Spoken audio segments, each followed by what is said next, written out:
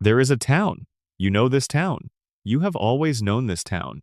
Even if you grew up somewhere with a completely different name, completely different streets, a different school, a different bar on the corner, a different sky overhead, you know the nuclear power plant on the hill. You know the bar where the same sad regulars sit in the same sad seats every single evening. You know the donut shop. You know the yellow family on the cul-de-sac with the blue-haired mother and the spiky-haired kids, and the father who is somehow still employed despite every reasonable argument against his continued employment. You know Springfield. And if you have spent any serious amount of time in Springfield not just watching it, but really paying attention to it, following its threads, noticing the small things the show drops into corners of frames and then walks away from you, already know that something is deeply, structurally, fundamentally strange about that town. Not strange in the way cartoon towns are usually strange. Strange in a way that accumulates. Strange in a way that compounds.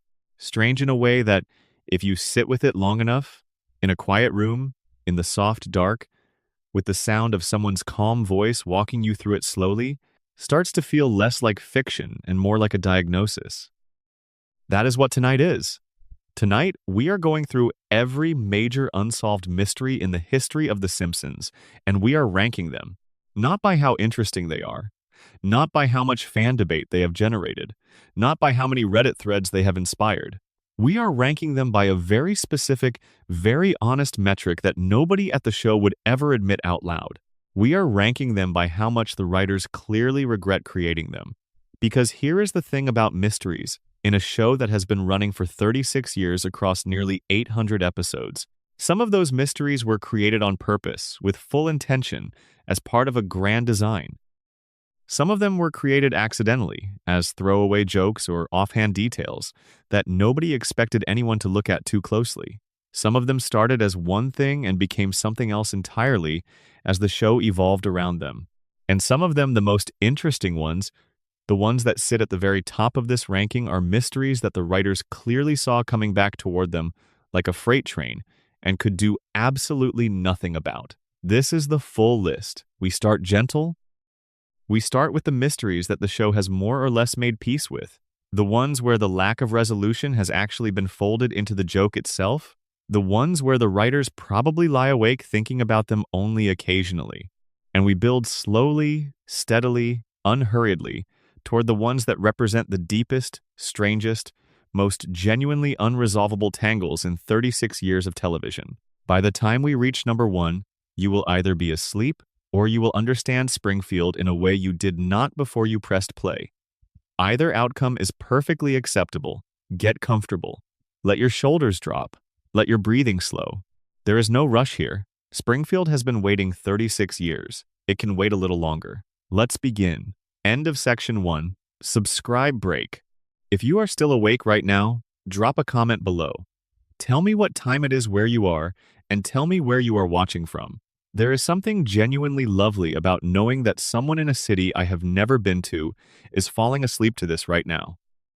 And if you have not subscribed yet, now is a good moment. The rest of this is long. It is very, very long. And it is all going to be exactly this pace. Okay? Let's keep going. Section 2, Hassan 0, the location of Springfield. Low regret. They weaponized it. Number 10, the location of Springfield. This is the mystery that sits at the bottom of our ranking, not because it is uninteresting. It is genuinely a fascinating piece of television history, but because it is the one mystery on this list where the writers made a deliberate, conscious, almost artistic choice to never resolve it, and where that choice has aged into something they are almost certainly proud of rather than embarrassed about. This is the rare case where the mystery was not created by accident. It was engineered. So let's talk about it slowly. Let's talk about why Springfield has no location, why it cannot have one, why it must not have one. And then, once we have done that, let's talk about the one moment when the show came closest to answering the question and what happened immediately after. Springfield is the most recognizable fictional American town in the history of the medium. Think about that for a moment. Not just in the history of animation, in the history of the medium. You could ask someone who has never watched a single episode of The Simpsons, someone who grew up in a country where the show barely aired, and there is a reasonable chance they could tell you the name of Homer's hometown. That is the level of cultural saturation we are talking about. Springfield is not just famous. Springfield is a proper noun that has escaped the context of its origin and entered the general vocabulary. And the most basic question you could ask about this incredibly famous place where is, it has never been answered. Not because the creators forgot to answer it. Not because they were careless. Because answering it would have broken the show. Here is why. The Simpsons was built from the very beginning as a show about a generic American family. Not a specific family from a specific place with specific regional characteristics. A family that could be from anywhere. A family whose problems, whose joys, whose embarrassments, whose small domestic catastrophes could belong to a household in Massachusetts or Mississippi or Montana with equal plausibility. The show's emotional resonance depends entirely on its universality.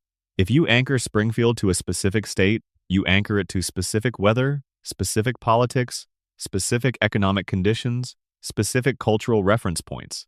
You take the show from everywhere and put it somewhere, and the moment you do that, it stops being the show it was designed to be. Matt Groening, who created the show, has spoken about this decision directly. He named Springfield after Springfield, Oregon, the town near where he grew up. He has confirmed this. In a 2012 interview with Smithsonian Magazine, he finally said it out loud after decades of carefully deflecting the question. For approximately 48 hours after that interview was published, the internet treated the mystery as solved. Springfield was in Oregon, and then almost immediately, with what felt like deliberate mischief, the show continued doing exactly what it had always done. Episodes aired that placed Springfield in geographic contexts completely inconsistent with Oregon. The writers kept writing contradictions into the show's geography as if the interview had never happened, as if Groening's confession was simply one more piece of misinformation in a long chain of deliberate misinformation. And that tells you something important. The showrunners made a decision long ago that Springfield's location was more valuable as an ongoing mystery than it would ever be as an answer. They built the contradiction into the show's DNA. They maintained it across decades and dozens of writing staff changes and hundreds of episodes. The geographic impossibility of Springfield is not a bug. It is, in the truest possible sense, a feature. Let's look at what the show actually tells us about where Springfield is, because this is where it gets genuinely, delightfully strange. The show does not simply refuse to name the state. It actively, aggressively contradicts itself at every turn. It drops clues that point in one direction and then immediately drops other clues that point in a completely different direction. It creates the impression of a location without ever committing to one. Springfield has mountains. It also has a beach. It also has a desert. It also has farmland. It has a harbor. It has what appears to be a temperate rainforest in some episodes and what appears to be a sun-scorched flatland in others. It experiences blizzards and tropical heat waves, sometimes within the same season. No state in America has all of those things simultaneously within driving distance of a single town. Not one. The geography of Springfield is physically impossible in the real world. The town occupies a location that cannot exist, and the show does not try to paper over this. The show leans into it. The contradictions pile up and accumulate, and the show just keeps going, dropping new geographic impossibilities into each season with what feels like quiet satisfaction. The phone area code seen in certain episodes is 636, which is a Missouri code. The state abbreviation, glimpsed briefly on official documents in a handful of episodes, appears to be NT, which is not a real American state abbreviation. When Homer calls his state's capital in one episode, the voice on the other end identifies the state as one that begins with a vowel. This eliminates some possibilities, not many. A state that begins with a vowel, that has a 636 area code, that borders the climatic zones necessary to produce both blizzards and heat waves, that has mountains and ocean access and desert land and farmland. The clues are not leading anywhere. They are leading everywhere. Springfield has been theorized at various points to be in Oregon, Ohio, Illinois, Missouri, Kansas, Montana, Kentucky, Nevada, Vermont, and about 24 other states depending on which episode you are using as your primary evidence. Every theory has support. Every theory has counter-evidence. The show has been careful to make sure that no single reading can survive contact with the full body of evidence. In one episode, the 12th season mockumentary called Behind the Laughter, the show finally, definitively, in what felt like a real on-screen statement, placed the Simpson family in northern Kentucky. The episode described them as a northern Kentucky family. The mystery appeared resolved. And then, in syndication, the line was changed. The location was altered to a different state entirely. The answer that the show had briefly committed to was quietly revised, so that the answer was no longer consistent across different versions of the same episode. The truth depends on which version you are watching. The show gave you an answer, and then changed the answer, and now both answers exist simultaneously in different versions of the same episode, and neither one is definitively correct. That is not an accident. That is someone, somewhere, making a very deliberate choice to protect the mystery, to ensure it could never fully die. Now, let's do what we always do with Springfield mysteries. Let's put the geography question through the same lens that we use for everything else. If the town is contaminated, if the decades of nuclear runoff from the power plant have fundamentally altered the biology of Springfield's residents, why should the geography be exempt from that alteration? Why should the laws of space operate normally in a place where the laws of biology have been so thoroughly disrupted? Maybe Springfield is geographically impossible for the same reason its residents are biologically impossible. Maybe the radiation does not stop at the bodies of the people who live there. Maybe it extends outward into the physical landscape, compressing distances, folding terrain features together, creating a geographic space that should not exist but does because the normal rules no longer apply. You can go to Springfield by car. Multiple episodes have shown the highways leading in, but nobody has ever made the drive from Springfield to a real American city and had the route make any sense. The distances are wrong. The landscape changes in ways that real American landscapes do not change within a single drive. Springfield exists adjacent to America rather than inside it. And if you are working with the coma theory, the idea that Homer has been unconscious since April of 1993 and that everything since then is a dream, then the geography question has an even simpler answer. Homer does not have a precise map of America stored in his memory. He has impressions. He has fragments. He has the emotional residue of places he has visited or driven through or seen on television, all layered on top of each other without regard for actual distance or direction. His dreaming mind built Springfield out of every American town he ever half remembered.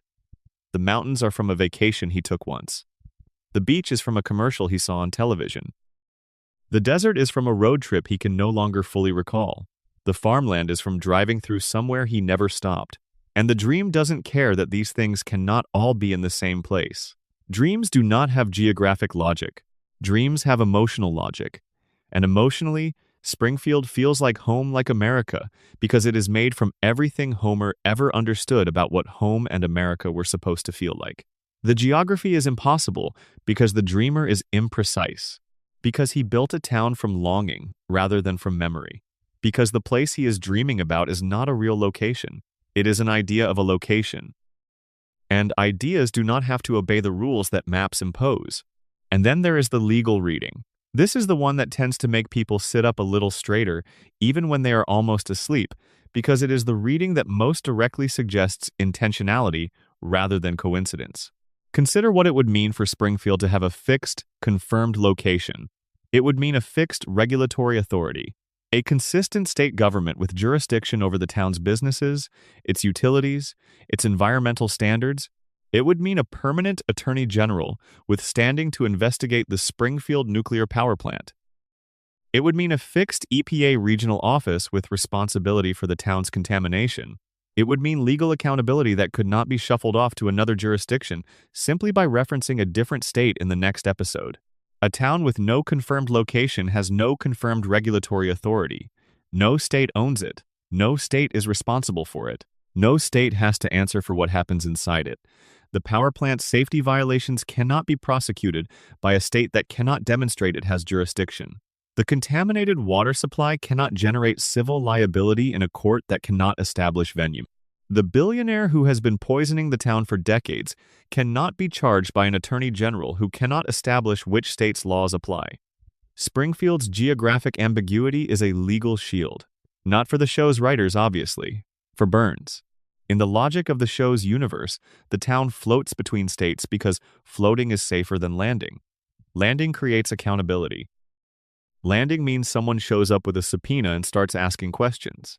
And the questions that would be asked in a town with a fixed location, by a regulatory authority with actual jurisdiction, would be the questions that Springfield has been collectively, carefully, deliberately avoiding for 36 years. Where is the plant in compliance? Where are the people responsible for the violations? Where is the evidence of environmental contamination? And who is liable for it? Where did those skeletons in the basement come from? You cannot answer those questions in a town you cannot find on a map. The mystery is the protection. The ambiguity is the armor. And the writers, even if they created it as a simple, elegant joke about American universality, built something with an internal logic that holds up under scrutiny far more intense than a comedy show usually has to endure. That is why this sits at number 10. Low regret. Almost certainly, by this point in the show's history, zero regret. The location mystery is the one thing Springfield has handled better than almost anything else. They turned the question into the answer. They made the absence of information into information. And 36 years in, with hundreds of contradictory clues scattered across the archive like a trail that leads everywhere and nowhere, the mystery of where Springfield is remains exactly as alive and exactly as unresolvable as it was on the first day the show aired. You cannot go home to a place that does not appear on any map. But you keep trying anyway. Section 3-9. Hans Moleman's immortality problem? The death count nobody is talking about. Number 9. Hans Moleman. If you have been watching The Simpsons for any length of time, you know Hans Moleman the way you know a piece of furniture in a room you walk through every day. He is simply there. He has always been there. He is the tiny, elderly, nearly blind man in the brown overcoat who appears in the background of Springfield and exists in what feels like the show's most consistent recurring joke, primarily to suffer. He gets hit by cars. He gets crushed by objects falling from heights. He gets buried alive. He gets attacked by animals. He gets incinerated. He gets struck by lightning. He has been sealed inside walls. He has been launched from vehicles. He has been caught in avalanches, sinkholes, and at least one incident involving a runaway boulder that the show never fully explained. He falls into things. He falls out of things. He is run over by things that should not be capable of running over a person. He is somehow, in every episode where he appears, placed in exactly the wrong location at exactly the wrong moment, as if the universe itself has decided that Hans Moleman is the specific point where all of its worst impulses converge, and he dies. He dies in canonical, non-dream, non-treehouse of horror episodes of The Simpsons. He dies in regular storylines during regular seasons in what are, by the show's own internal rules, real events that actually happened within the world of Springfield. He dies, by conservative academic estimate, and yes, people have actually studied this somewhere between 60 and 80 times across the run of the show. Some counts go higher. The exact number depends on how you define death within the context of a cartoon, which is itself a philosophical question that Hans Moleman seems personally designed to complicate. And then he comes back, every time, without explanation, without a resurrection scene, without anyone noticing that the small man in the brown coat, who was flattened by a steamroller in last week's episode, is standing in line at the Quickie Mart in this week's one. Most people, when confronted with this, reach for the simplest explanation. It is a running gag. It is just funny. Hans Moleman dies because Hans Moleman dying is funny, and he comes back because you cannot keep killing the same character indefinitely if you allow his deaths to have permanent consequences. The show needs him. He is a prop, a recurring element in the visual vocabulary of Springfield. You do not ask why the prop keeps coming back. You just laugh when it gets launched from a catapult. But we are not doing that tonight. Tonight we are treating Hans Moleman's death cycle the way it deserves to be treated, which is as one of the most genuinely strange and unexplained phenomena in the show's history. Filtered through every theory at our disposal, examined from every angle that the show's writers have clearly never wanted you to examine it from. Because once you look at it closely, Hans Moleman is not a background gag. Hans Moleman is a mystery. Let's start with the one piece of information the show has given us about Hans Moleman that is almost never discussed in the context of his death cycle.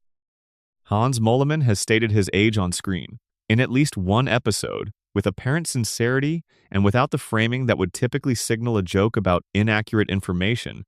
Hans Moleman has told us how old he is. He said he is 31 years old. Look at him. Now look at him again. Hans Moleman does not look 31 years old. Hans Moleman looks like a man who is somewhere in his 80s or 90s. He has the posture of someone who has been slowly compressed by the weight of a very long life. He has the eyes of someone who has seen things that most people do not survive long enough to see. He has the energy of a man whose primary relationship with the universe is one of resigned acceptance of whatever terrible thing is about to happen to him next. He does not look 31. But if we take the statement at face value, if we accept that within the show's internal logic, this character genuinely believes himself to be in his early 30s, then something catastrophic has happened to him. Something took a man who should be young, who should be in a period of his life, characterized by reasonable health and functional vision and the basic biological expectation of many more decades ahead of him, and turned him into someone who looks like he is at the end of his road. What could do that? What could age a person that dramatically, that prematurely, in a town like Springfield? The radiation theory does not struggle with this question. If the Springfield nuclear power plant has been leaking radioactive material into the town's water supply, into the air, into the soil, into the biological systems of every organism that lives within a certain radius of its cracked cooling towers, then the effects of that contamination would not be distributed evenly across the population. Different bodies respond to radiation exposure in different ways. Different genetic profiles, different levels of exposure, different underlying health conditions all interact with radiation to produce wildly different outcomes. Homer Simpson's radiation exposure has made him nearly indestructible. His body heals from injuries that should be fatal. His pain tolerance is inhuman. His recovery rate is absurd. For Homer, the mutation that the plant's contamination has produced appears to have directed itself primarily toward physical resilience at significant cost to cognitive function, but resilience nonetheless. Hans Moleman is the opposite case. If the contamination affects different people differently, then Hans Moleman represents the extreme outcome at the other end of the spectrum. The radiation aged him. It accelerated every biological process associated with the passage of time. It compressed decades of cellular aging into a fraction of the expected time frame. It took a 31-year-old man and aged him externally to the point where he appears to be 90. But it did something else as well. It made him unkillable. Not unkillable in Homer's sense. Homer endures damage. Homer takes hits and heals. Homer's body bends and recovers. Hans Moleman's relationship with death is categorically different. Hans Moleman does not endure death. Hans Moleman completes death. His body ceases to function, and then it starts again. The mechanism the radiation theory suggests for this is disturbing but internally consistent. If the power plant's contamination has altered the cellular biology of Springfield's residents deeply enough to prevent normal aging in some cases and dramatically accelerate it in others, then it is not a significant additional step to suggest that the same contamination has interfered with the normal, irreversible quality of cellular death in at least some individuals. In a body where cellular processes have been fundamentally rewritten by decades of radiation exposure, death may not function the way it normally does. The cells that should cease replication, the biological signals that should permanently halt function, may have been disrupted at the molecular level to the point where the system restarts rather than concluding. Hans Moleman dies, and his body, altered, irradiated, running on biology that no longer obeys the standard rules, reconstitutes itself. Not because of magic, because of mutation. Because the same invisible poison that gave Springfield's fish a third eye and Homer Simpson a skull that can survive a falling vending machine has given Hans Moleman a relationship with mortality that is closer to a temporary inconvenience than a permanent state. He is the most extreme case the show has produced. He is what happens when the mutation goes in a direction that the show's writers almost certainly did not plan for when they created him as a background character in the early seasons. Now apply the coma theory. If Homer has been unconscious since April 1993, and every episode since then is a product of his dreaming mind, then Hans Moleman occupies a very specific and slightly unsettling role in that framework. He is a background process. Homer's unconscious mind is generating a simulation of Springfield using the reference material available to it at the moment the coma began. The major characters, the Simpson family, the neighbors, the coworkers, the recurring faces are rendered in full detail because Homer knows them well. He has stored enough information about them to model their behavior, their voices, their patterns, their responses to events. They feel real because he knows them well enough to make them feel real. Hans Moleman is not a major character. He is a face in the crowd, a detail in the background of the simulation. Homer's brain does not have detailed information about this person. It has an impression, a vague sketch, the small man in the coat, the old one who is always in the wrong place. And when the dream needs him to be in a scene, Homer's brain summons the impression. When the scene ends, the impression dissolves. When the dream needs him again in a future scene, the impression is summoned again, fresh, undamaged, ready for whatever fate the dream has assigned to him. Hans Moleman does not die and come back. Hans Moleman simply ceases to be rendered when he is not needed, and is rendered again completely when he is. His death cycle is not a biological mystery. It is a rendering artifact, the dream version of a character with insufficient backstory to maintain continuity between appearances. He dies because Homer's brain occasionally, carelessly, writes him out of a scene in the most dramatic way available. He comes back because the dream needs him back. And neither event registers as unusual because the dreaming mind does not audit its own consistency at that level of detail. It just keeps going. And then there is the collective denial reading, which may be the most quietly disturbing of the three. Under the reading established by the principal and the pauper, the episode we will discuss in much more detail later, Springfield is a community that has developed an extraordinary capacity for collective amnesia. The town has demonstrated, on the record, in a formal civic setting, that it is capable of voting to ignore reality when reality is sufficiently inconvenient. Hans Moleman dies in front of witnesses, regularly, in public settings, in broad daylight, in the presence of dozens of other Springfield residents who watch it happen and continue about their business. Nobody calls an ambulance after the first few hundred times. Nobody investigates. Nobody files a report. Nobody sits down and says the obvious thing, which is that this particular man has now died in front of this community somewhere between 60 and 80 times, and something about that suggests a situation that warrants attention. The town has normalized it. It has absorbed the death cycle of one of its most visibly suffering residents into the general background noise of Springfield life. Hans Moleman dies. Springfield looks away. Hans Moleman comes back. Springfield does not notice, and the cycle continues without anyone ever stopping to ask the one question that the cycle demands: how? Springfield has answered that question by refusing to hear it, by collectively, silently, without formal vote, this time but through exactly the same mechanism, the mechanism of convenient forgetting, deciding that this is not a thing that requires an answer. Hans Moleman dies a lot. That is just how things are. Move along, and the show lets it stay that way.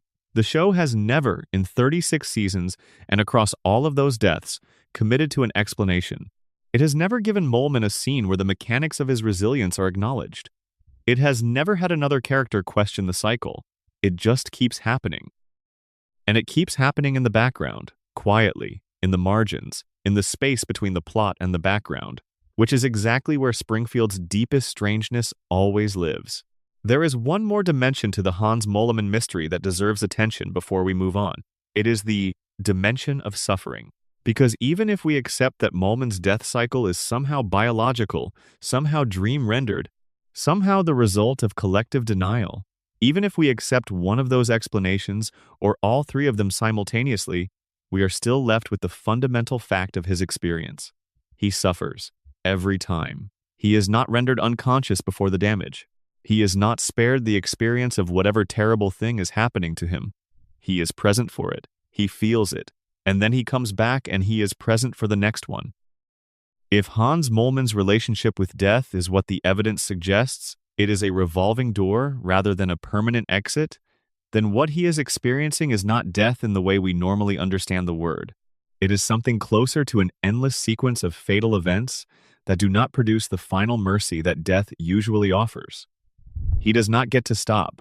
He comes back and keeps going, and the next terrible thing is already waiting for him. He stated his age as 31. He looks 90. He has died somewhere between 60 and 80 times. And in every episode where he appears, the universe seems personally invested in demonstrating that he has not yet reached his limit. There is a version of the Hans Moleman reading that is played entirely for laughs. The show does it. It mostly works. It is funny when the steamroller goes over him. It is funny when the boulder lands on him. The gap between the catastrophe and his meek, resigned, utterly unsurprised response to it has generated some of the show's most reliable background comedy for 3.5 decades. But underneath the comedy, if you are being honest with yourself about what the show is depicting, the Hans Moleman cycle is one of the darker things The Simpsons has ever committed to without fully acknowledging what it is doing. He is the character the show cannot stop destroying. And it cannot stop destroying him because the destruction is funny. And it is funny because he is small and brown and quiet, and he never complains and he never fights back, and his suffering, unlike the suffering of the characters the show cares about, does not have to be resolved. He just keeps dying. And nobody in Springfield asks why. Number 9. Section 4 Hashite. Ned Flanders and the Rage Beneath. The Darkness Behind the Perfect Neighbor. Number 8. Ned Flanders. Before we talk about what is actually wrong with Ned Flanders, and something is very wrong with Ned Flanders, we should spend a moment with who he appears to be on the surface. Because the surface of Ned Flanders is important. The surface is the entire point. You cannot understand the depth of the darkness underneath without first understanding how carefully constructed the surface is. On the surface, Ned Flanders is the best person in Springfield. That is not a casual assessment. That is an objective evaluation of the available evidence. By any reasonable moral metric applied to the characters of The Simpsons, Ned Flanders comes out ahead. He is kind.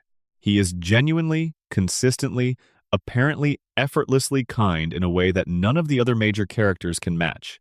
He gives to charity without being asked. He helps his neighbors without being compensated. He volunteers his time, his labor, his resources to people who do not ask for them and frequently do not deserve them. He is physically fit in a way that the show occasionally presents with a kind of bewildered respect. The famous moment when he removes his shirt and reveals a physique that stands in comic contrast to his mild-mannered exterior is played for laughs, but the underlying point is real. He takes care of himself. He is financially responsible. He does not drink to excess. He does not gamble. He does not, as a general rule, engage in any of the vices that the show presents as normal features of adult male life in Springfield. He is a devoted father to his 2 sons, Rod and Todd, who are themselves among the gentlest children in Springfield's rough and chaotic school ecosystem. He maintains his house. He mows his lawn. He is punctual, reliable, honest, and in the event that he makes a mistake or causes harm to someone, immediately and sincerely apologetic. He is, in the context of Springfield, a saint, and the show punishes him for it, relentlessly, systematically, with a thoroughness that begins to feel, the longer you watch, less like comedy and more like something the show is trying to tell you about the relationship between goodness and consequence in this particular universe. The most significant single event in Ned Flanders' life within the show's continuity is the death of his wife, Maude. Maude Flanders died in a freak accident at the Springfield Speedway. She was attending a racing event with Ned. Homer, who was also there, was attempting to catch a t-shirt being fired into the crowd from a promotional cannon. Homer dodged the t-shirts, as Homer tends to dodge things reflexively, without consideration for the people around him, and the t-shirts that he avoided struck Maude instead, knocking her from the bleachers. She died from the fall. Homer's selfishness killed Ned Flanders' wife. Not his malice, not a deliberate act. Just his characteristic, consistent, decades-long pattern of acting without regard for the consequences to the people around him. The same pattern that has defined Homer Simpson since the first episode of the show. The same pattern that has generated comedy for 36 seasons. In this instance, that pattern killed someone. And Ned forgave him. Immediately. Completely. Without apparent resentment. Without the kind of distance that most people would need to maintain from someone whose carelessness had cost them the person they loved most. Ned continued to live next door to Homer, continued to wave to him in the morning, continued to lend him things, continued to be the person he had always been, as if Maude's death had been an act of whether impersonal, unattributable, no one's fault. Most viewers, when they first watch this episode, experience Ned's forgiveness as a character beat, as evidence of his faith, his grace, his fundamental decency, as the show making a statement about the nature of mercy, and all of those readings are available and defensible. But there is another reading. Ned did not choose to forgive Homer. Ned cannot not forgive Homer. This is where the mystery lives.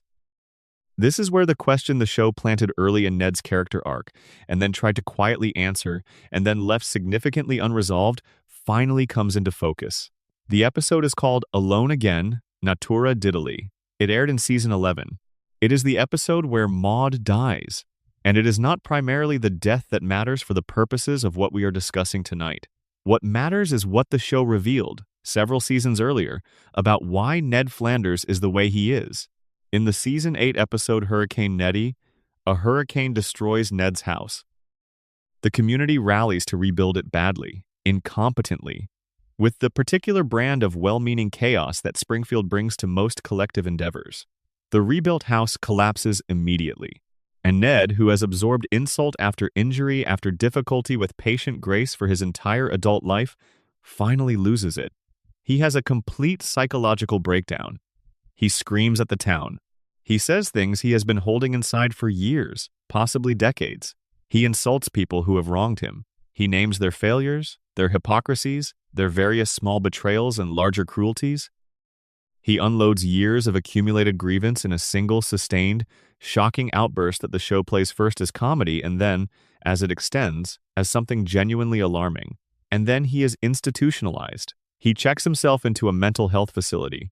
And while he is there, a psychiatrist, the same psychiatrist who treated him as a child, helps him understand something about himself that the show then commits to as part of his permanent backstory. Ned Flanders was not always like this. When he was young, Ned was violent. He was uncontrollable.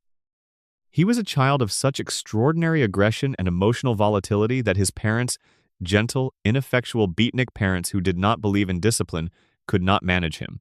They brought him to a psychiatrist, and the psychiatrist, over an extended period of treatment, essentially reprogrammed Ned's psychology.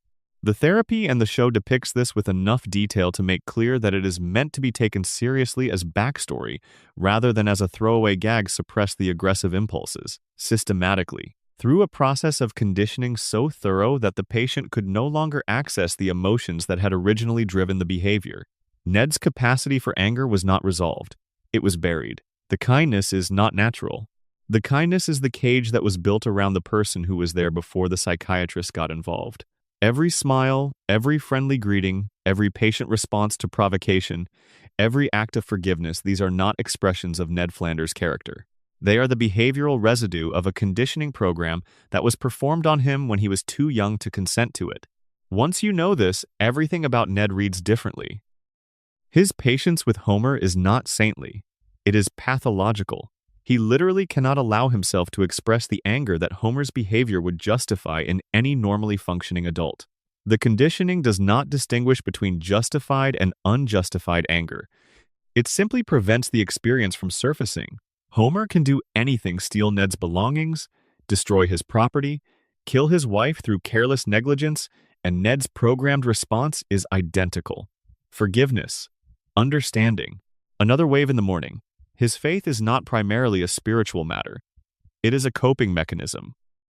Ned needs a framework that explains why he keeps suffering despite doing everything right, and a theology that incorporates suffering as part of a divine plan serves that purpose more efficiently than any alternative. If God has a plan, then Maud's death was not random cruelty. It was purpose. It was meaningful. It was part of something that will eventually make sense. Ned needs that to be true because the alternative that a good person can do everything right and still lose everything is a conclusion that his psychology cannot absorb without dissolving. His forgiveness of Homer after Maud's death is not grace. It is the programmed response of a nervous system that was modified, without consent, to produce exactly that response regardless of the provocation. Ned did not forgive Homer.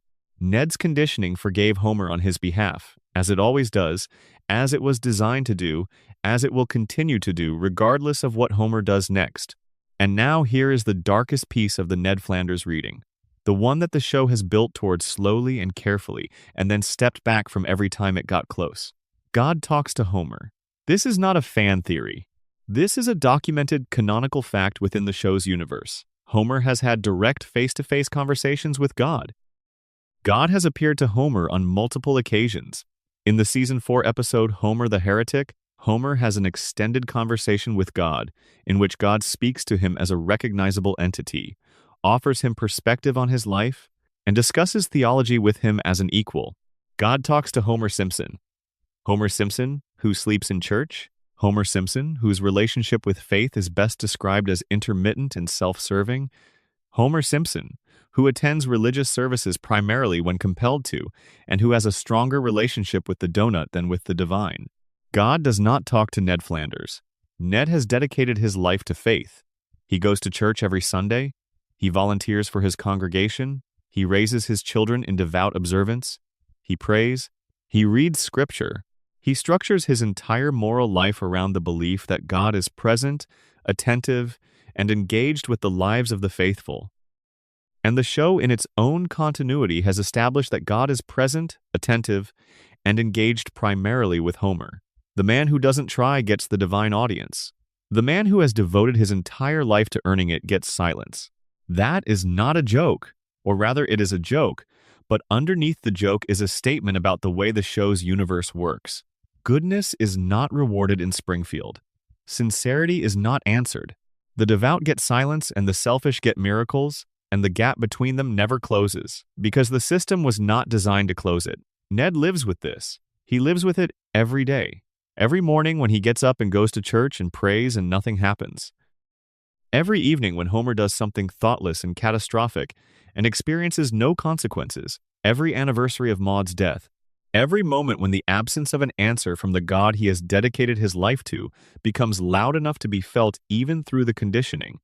The conditioning keeps him from expressing it. The conditioning turns it back into patience, into grace, into another wave across the fence. But the thing being turned back is real. It is there. And the episode where Ned finally lost it showed you exactly what it looks like when the conditioning for just a moment fails. It looks like a man who has been holding something enormous for his entire adult life, who has been performing goodness as a substitute for feeling it, who has been absorbing punishment through a programmed response rather than a chosen one, finally letting the weight of it all come out in a single, uncontrolled burst. It looks like terror, and then it is gone, and Ned goes back to being Ned. The cage is rebuilt. The conditioning reasserts itself. The wave goes back on his face. And the God who talks to Homer keeps not talking to Ned. The mystery at the heart of the Ned Flanders story is not simply whether the conditioning holds. We know the conditioning holds. It has held for 36 years. The mystery is what is underneath it. What is Ned Flanders actually feeling? Not what the conditioning produces, we know what that looks like. We have watched it for 3.5 decades. What is the actual emotional content of Ned Flanders' inner life? What does it feel like to be a man whose anger was suppressed before he was old enough to understand what was being taken from him? What does it feel like to have lost your wife and to have the capacity for grief modified by a psychological program into something that looks, from the outside, like premature peace? What does it feel like to do everything right in a universe that rewards Homer Simpson? The show does not answer this question. The show cannot answer this question, because answering it would require removing the cage and showing you what is inside. And the show has been too careful with Ned to ever fully commit to that. Hurricane Nettie gave us a glimpse. The breakdown was real and it was disturbing, and the show walked it back as quickly as it could. But the glimpse was enough. The person inside the cage is not the person the town sees waving from the driveway every morning. And the cage, built by a doctor without the patient's consent when the patient was a child, has been holding that person in for a very long time. Number 8. Section 5-7. The Simpsons predictions. Did they know, or did they make it happen? Number 7. The predictions. This one is interesting in a way that most of the mysteries on this list are not, because it is the only mystery that the show's writers have a clean, rational, fully defensible explanation for, and the clean explanation is somehow less satisfying than almost any alternative. It is the mystery where the debunking is correct, and the conspiracy theory is also, in its own way, correct. where both things are true simultaneously, and the tension between them is where the most interesting thinking lives. Let's do this carefully. Because the predictions are a rabbit hole that has been entered carelessly by a lot of people who got caught up in the surface level of it, the viral screenshots, the breathless social media posts, the YouTube thumbnails where the word predicted is always in capital letters with an exclamation point and never got to the genuinely strange part. The part that holds up even after you have accepted every debunking and understood every statistical argument and still find yourself sitting with a particular nagging feeling that you cannot fully account for. We are going to spend time with that feeling tonight. The headline examples first, because they are the ones you have almost certainly already heard about, and they set the context for everything that follows. In the year 2000, the show aired an episode called Bart to the Future. The premise was a flash-forward story in which the adult Bart sees his possible future. Embedded in this episode, as what was clearly intended to be a background satirical detail rather than a central plot point, was the image of Lisa Simpson in the Oval Office, President Lisa Simpson. And the specific joke that the writers put in because it was funny was that President Lisa had inherited a financial disaster from her predecessor. Her predecessor was identified, briefly and in passing, as President Donald Trump. The episode aired in the year 2000, 16 years before Donald Trump won the presidential election of 2016. And it did not merely suggest that a wealthy celebrity might someday run for president. It depicted a specific wealthy celebrity, by name, as the specific previous occupant of the office that the episode's main character was now holding. The specificity of it is what makes it remarkable. Not the general trend celebrity culture, the logic of fame as political capital, the absurdist trajectory of American public life, the name, the specific actual name of the person who would eventually hold the office. Then there is the 2012 episode featuring Siegfried and Roy. The show depicted a white tiger attacking one of the performers in the act. In 2003, before the episode aired, as it happens, which is an important chronological detail to keep in mind, Roy Horn was critically injured by a white tiger during a performance. The show got to the specific detail before the real event and then returned to it after. The tiger and the performer. The exact mechanism of the thing. The 1995 episode that depicted a device remarkably similar to a smartwatch. The 1993 episode depicting a flu virus originating in Asia, spreading to Springfield with mass panic and frantic searches for a cure. An episode that aired 27 years before COVID, 19. The 1998 episode depicting Disney acquiring 20th Century Fox, which actually happened in 2019. The mathematical equation Homer scribbles that appears to anticipate the mass of the Higgs boson particle, confirmed experimentally in 2012. The 1999 episode where Homer proposes that the universe might be shaped like a donut, which cosmologists found some radiation pattern evidence for years later. The list is real. The list is documented. The list is long enough that someone once made a dedicated website cataloging all the supposed predictions that came true, and the website was long enough to be genuinely impressive to scroll through. And the official explanation, the one from Al Jean, the one from Bill Oakley, the one from every producer and writer who has been asked about this, is consistent and simple. Volume, coincidence. Confirmation bias, nearly 800 episodes, 36 years. Thousands of satirical observations about American culture, technology, politics, and society. If you generate that much content over that long a period, some of it is statistically bound to align with future events through sheer probability. The ones that align get screenshotted and shared. The ones that don't align, the jetpacks, the moon colonies, the political outcomes that went the other way, the predictions that simply failed to materialize, are quietly forgotten. Nobody makes a compilation video of all the times the Simpsons got it wrong. Confirmation bias does the rest. This explanation is correct. It is also, somehow, unsatisfying. Here is why it is unsatisfying. The volume and coincidence argument works beautifully for the vague predictions. The show imagined a future where screens were everywhere, computers are now everywhere. The show imagined technology getting smaller, and more personal technology is now small and personal. The show imagined media consolidation reaching absurd levels. Media consolidation has reached absurd levels. These are trend extrapolations, educated guesses by smart people who were paying attention to where things were going. The volume and coincidence argument is less comfortable with the specific ones. Donald Trump is not a prediction of the general category of celebrity politician. Donald Trump is a specific person, identified by name, shown as president in an episode that was not about the general danger of celebrity politics, but about a very specific person whose trajectory in public life was apparently visible enough in 2000 that the writers felt comfortable putting his name in the mouth of a future president. That is not statistical noise. That is signal of some kind. The question is what kind? The most generous reading, and probably the correct one, is that Trump had been publicly discussing and flirting with a presidential run since the late 1980s. His name had appeared in polling questions about potential candidates. His interest in political power was documented and ongoing. The writers were not predicting a surprise. They were extending a trajectory that was already visible to anyone who was paying close enough attention. But how many people in 2000 were paying that close attention?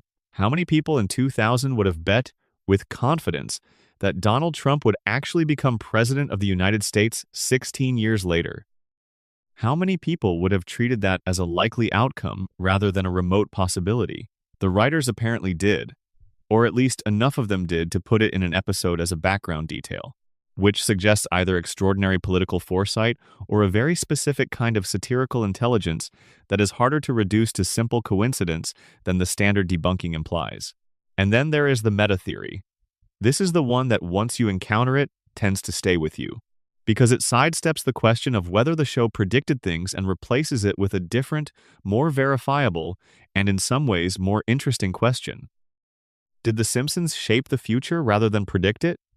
The show has been running since 1989.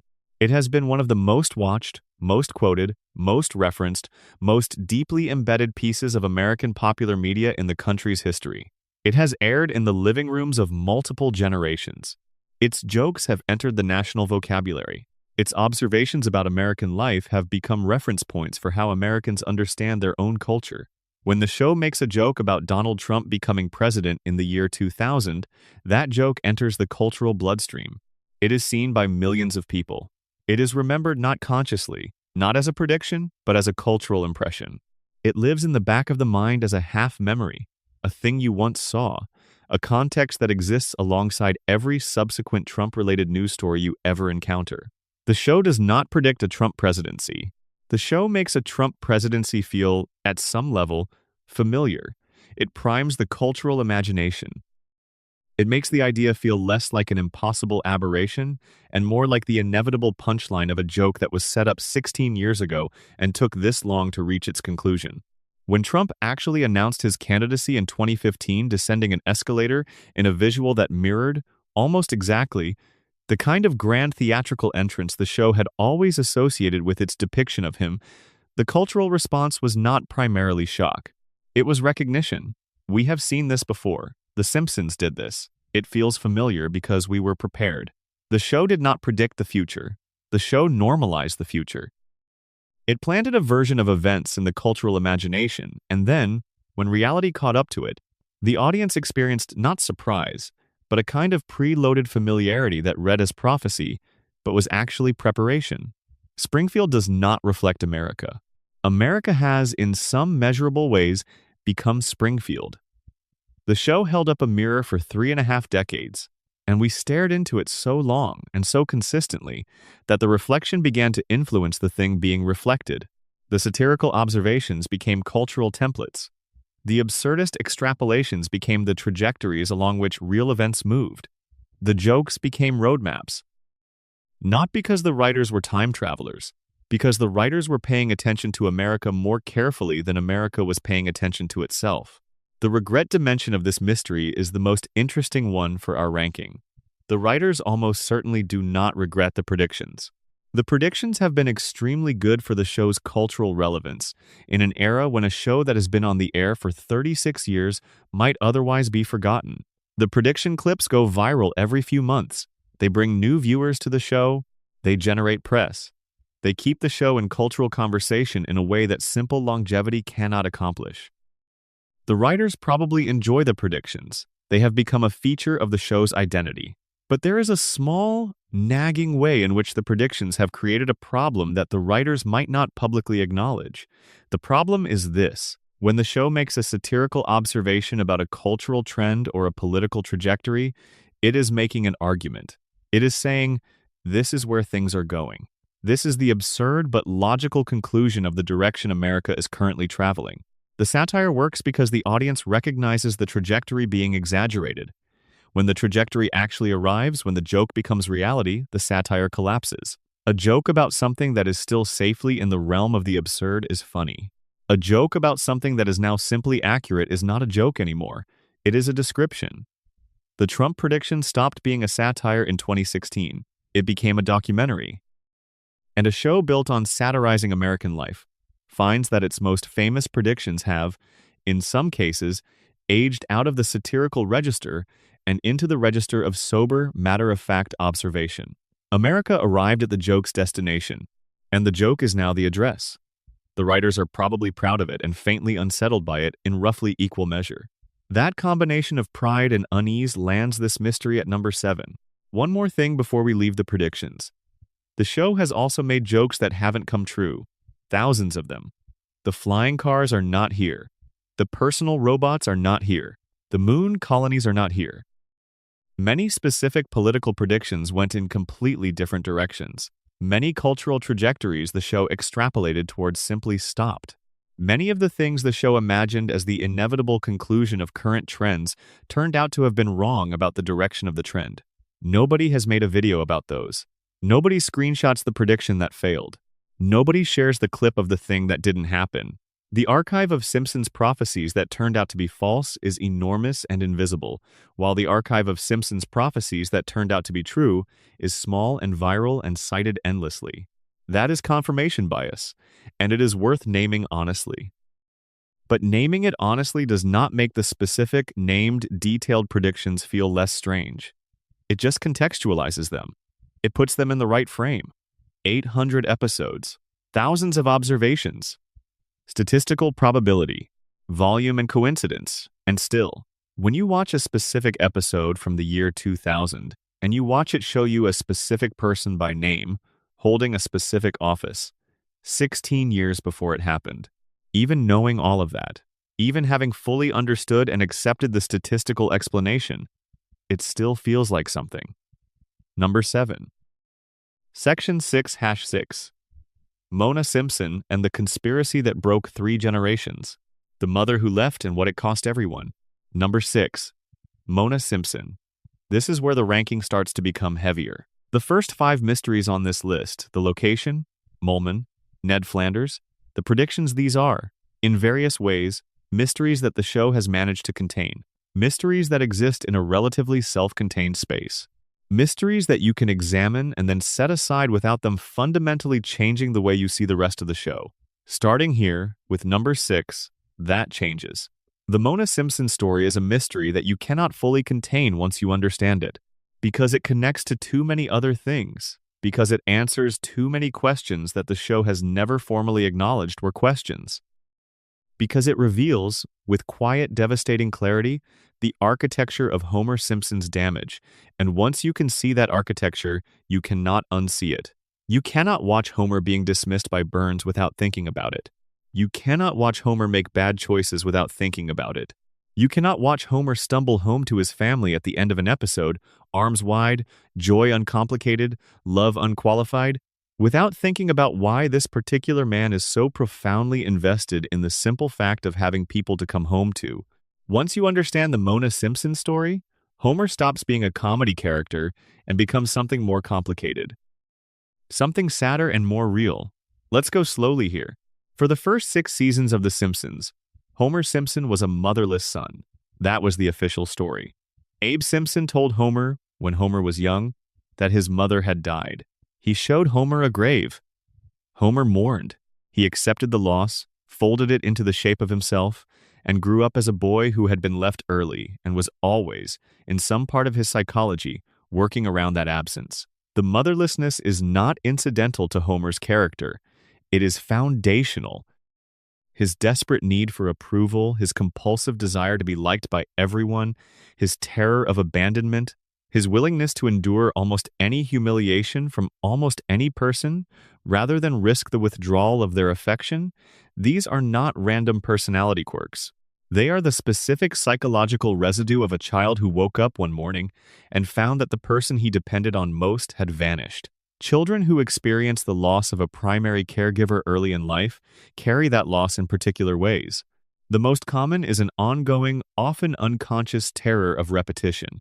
If it happened once, if the most important person in your world left, it can happen again. And because it can happen again, the response is to make yourself as easy to keep as possible, to minimize friction, to absorb difficulty without complaint, to give people as few reasons as possible, to decide that you are not worth staying for. That is Homer Simpson. His entire personality is a coping strategy built around a loss he was never told the truth about. The truth came out in season 7.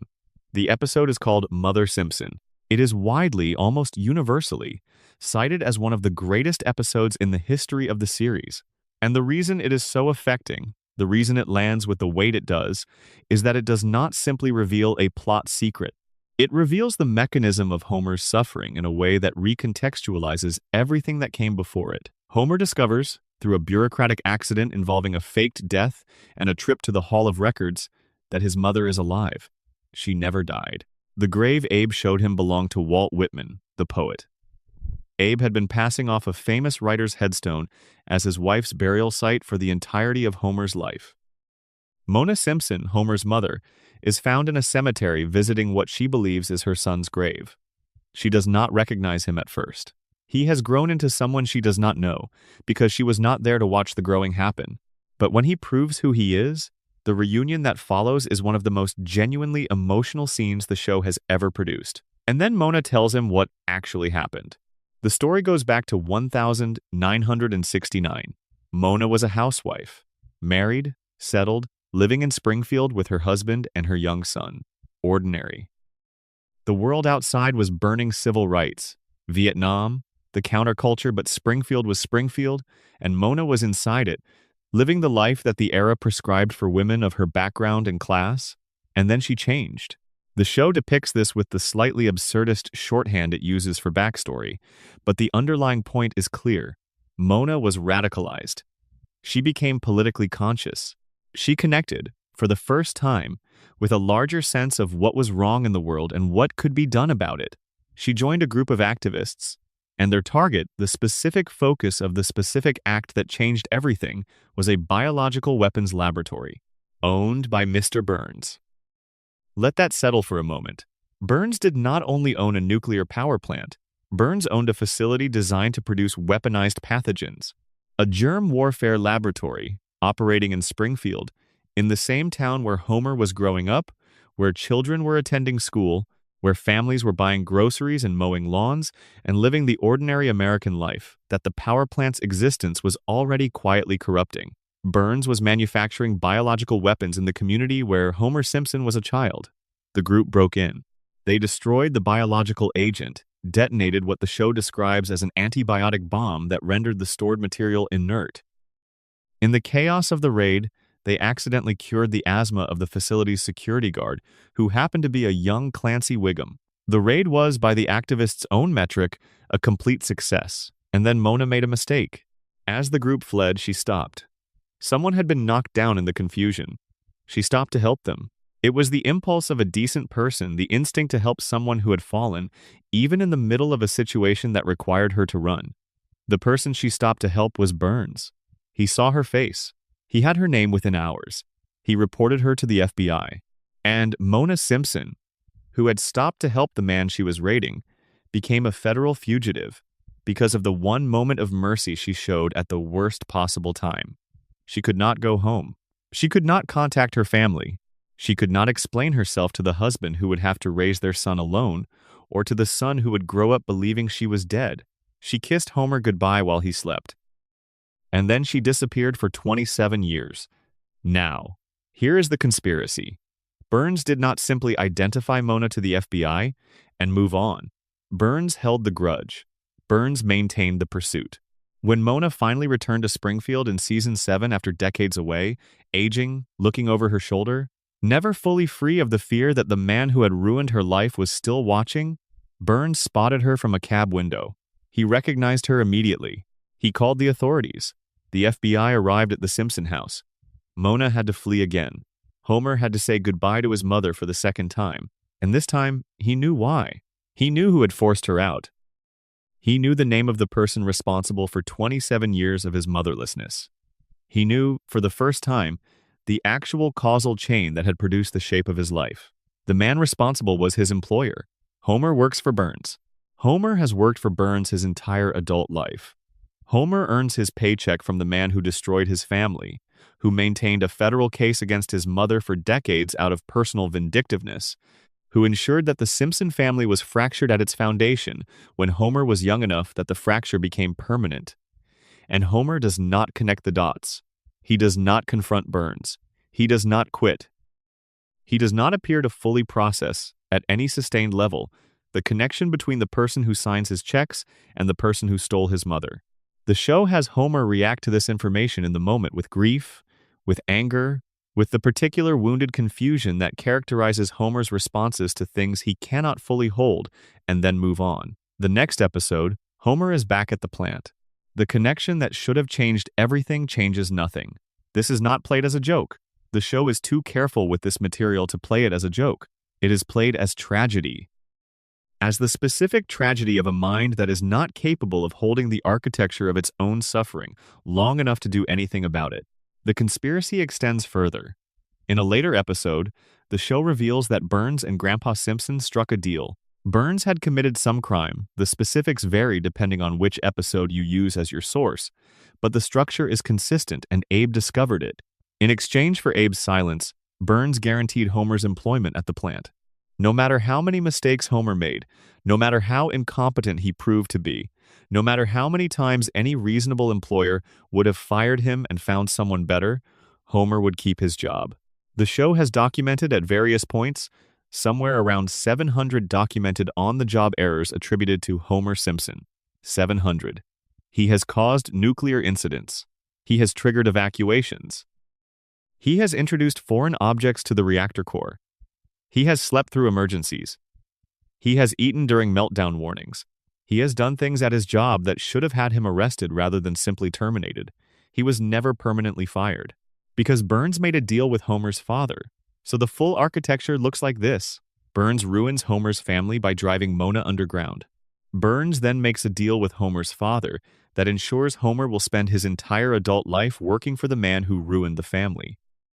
Homer grows up without a mother, becomes emotionally damaged in the specific ways that motherless children become damaged, and channels that damage into a working life of compliant, unquestioning loyalty to an employer who cannot be held accountable because Homer is psychologically incapable of holding him accountable.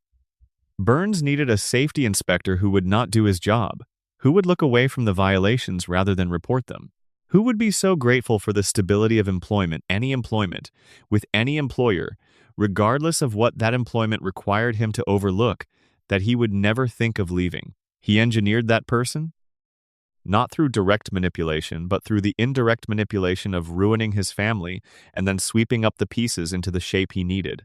Homer is the perfect employee because Burns made him the perfect employee before Homer was old enough to understand what was being done to him. Mona died in a later season. The show handled her death with uncommon gentleness. Homer sat beside her. He held her hand. He watched the mother he had only barely managed to find slip away for the last time. There was no joke, no cutaway, no reset. Just a man and his mother, and the weight of 27 stolen years pressing down on both of them. The mystery of Mona Simpson is not formally unresolved. The show gave us the answer. Burns destroyed her family, Abe covered it up, and made a deal. Homer inherited the consequences and never fully understood them. The answer is there. But the mystery lives in what the answer implies about everything else. About every episode where Homer works contentedly at the plant, about every moment where Burns fails to recognize Homer's name and Homer laughs it off. About every time Homer comes home at the end of the episode and hugs his children, and the show presents it as a comedy beat rather than as the desperate, frightened, compulsive act of a man who knows, somewhere underneath everything, that families can be taken from you in the night. The regret dimension of this mystery is significant. Not because the show created it accidentally. The Mona storyline was clearly crafted with intention and care, but because the implications of it are so wide that the show can never fully sit with them without becoming a different, much darker show than the one it wants to be. Every time Burns ignores Homer's name, the Mona story is right there, 3 inches below the surface. Number 6. Section 7, hash 5. Maggie Simpson. The silence that knows everything. Number 5. Maggie Simpson. Let's start with what we know about Maggie, stated plainly, without any interpretive framing. She is 1 year old. She has been 1 year old for 36 years.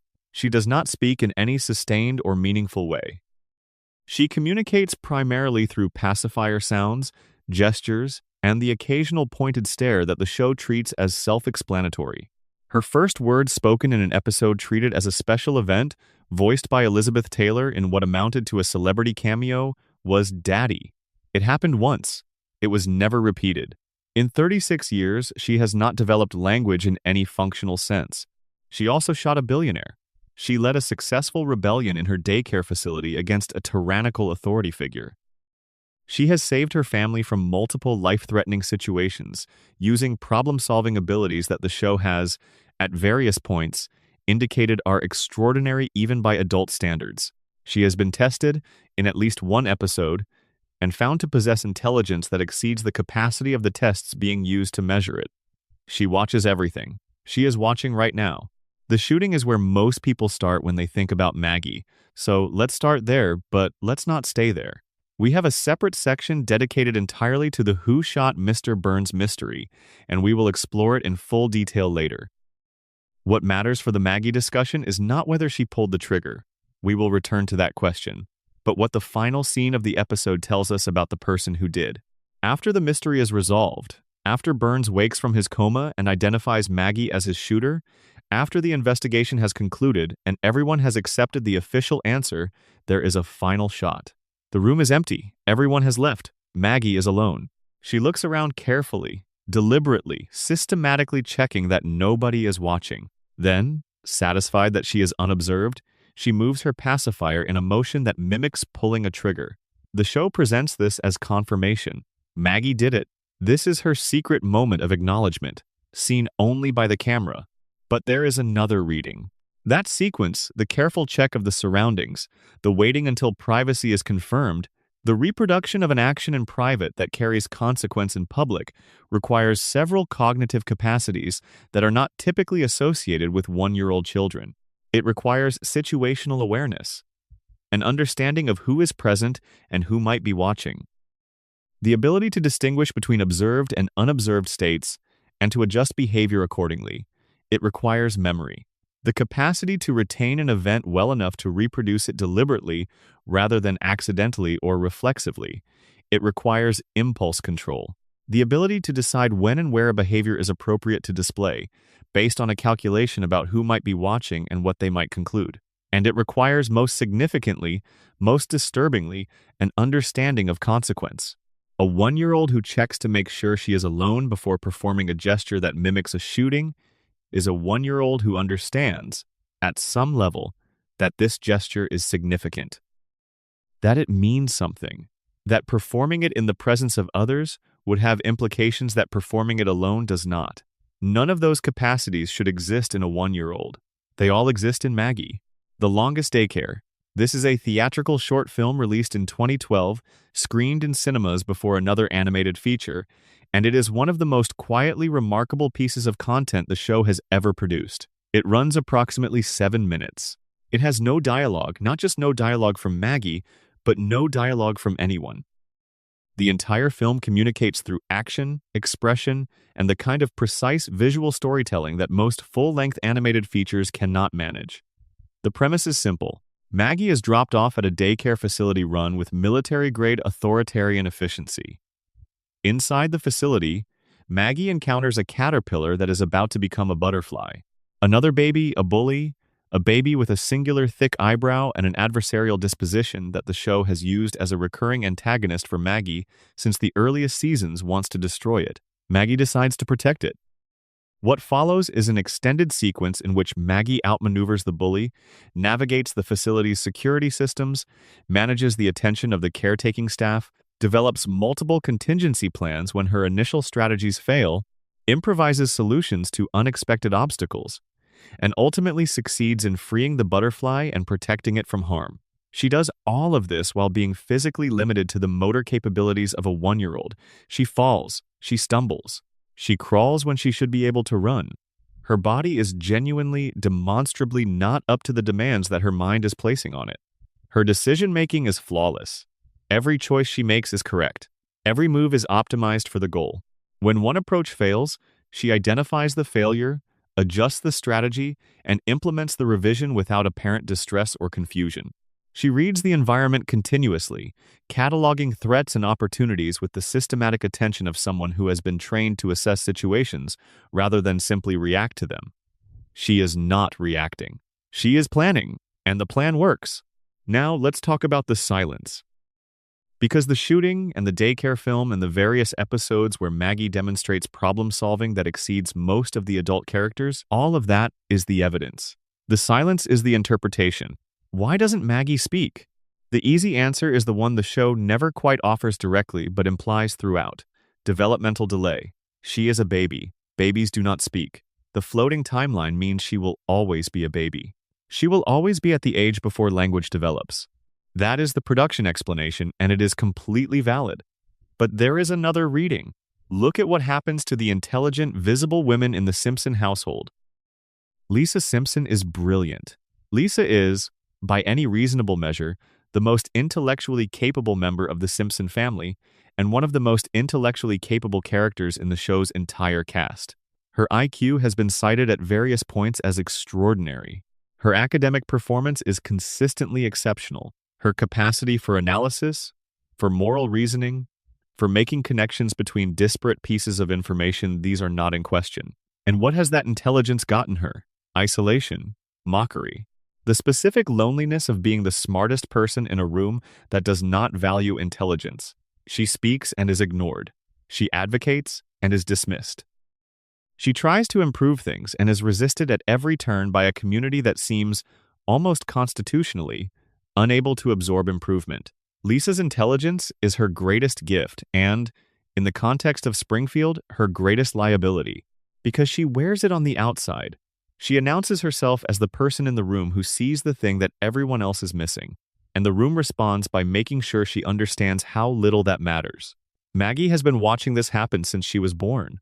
She has been observing her sister's experience from a position of absolute silence and apparent helplessness. She has watched the most visible intelligence in the family generate isolation and resistance and frustration.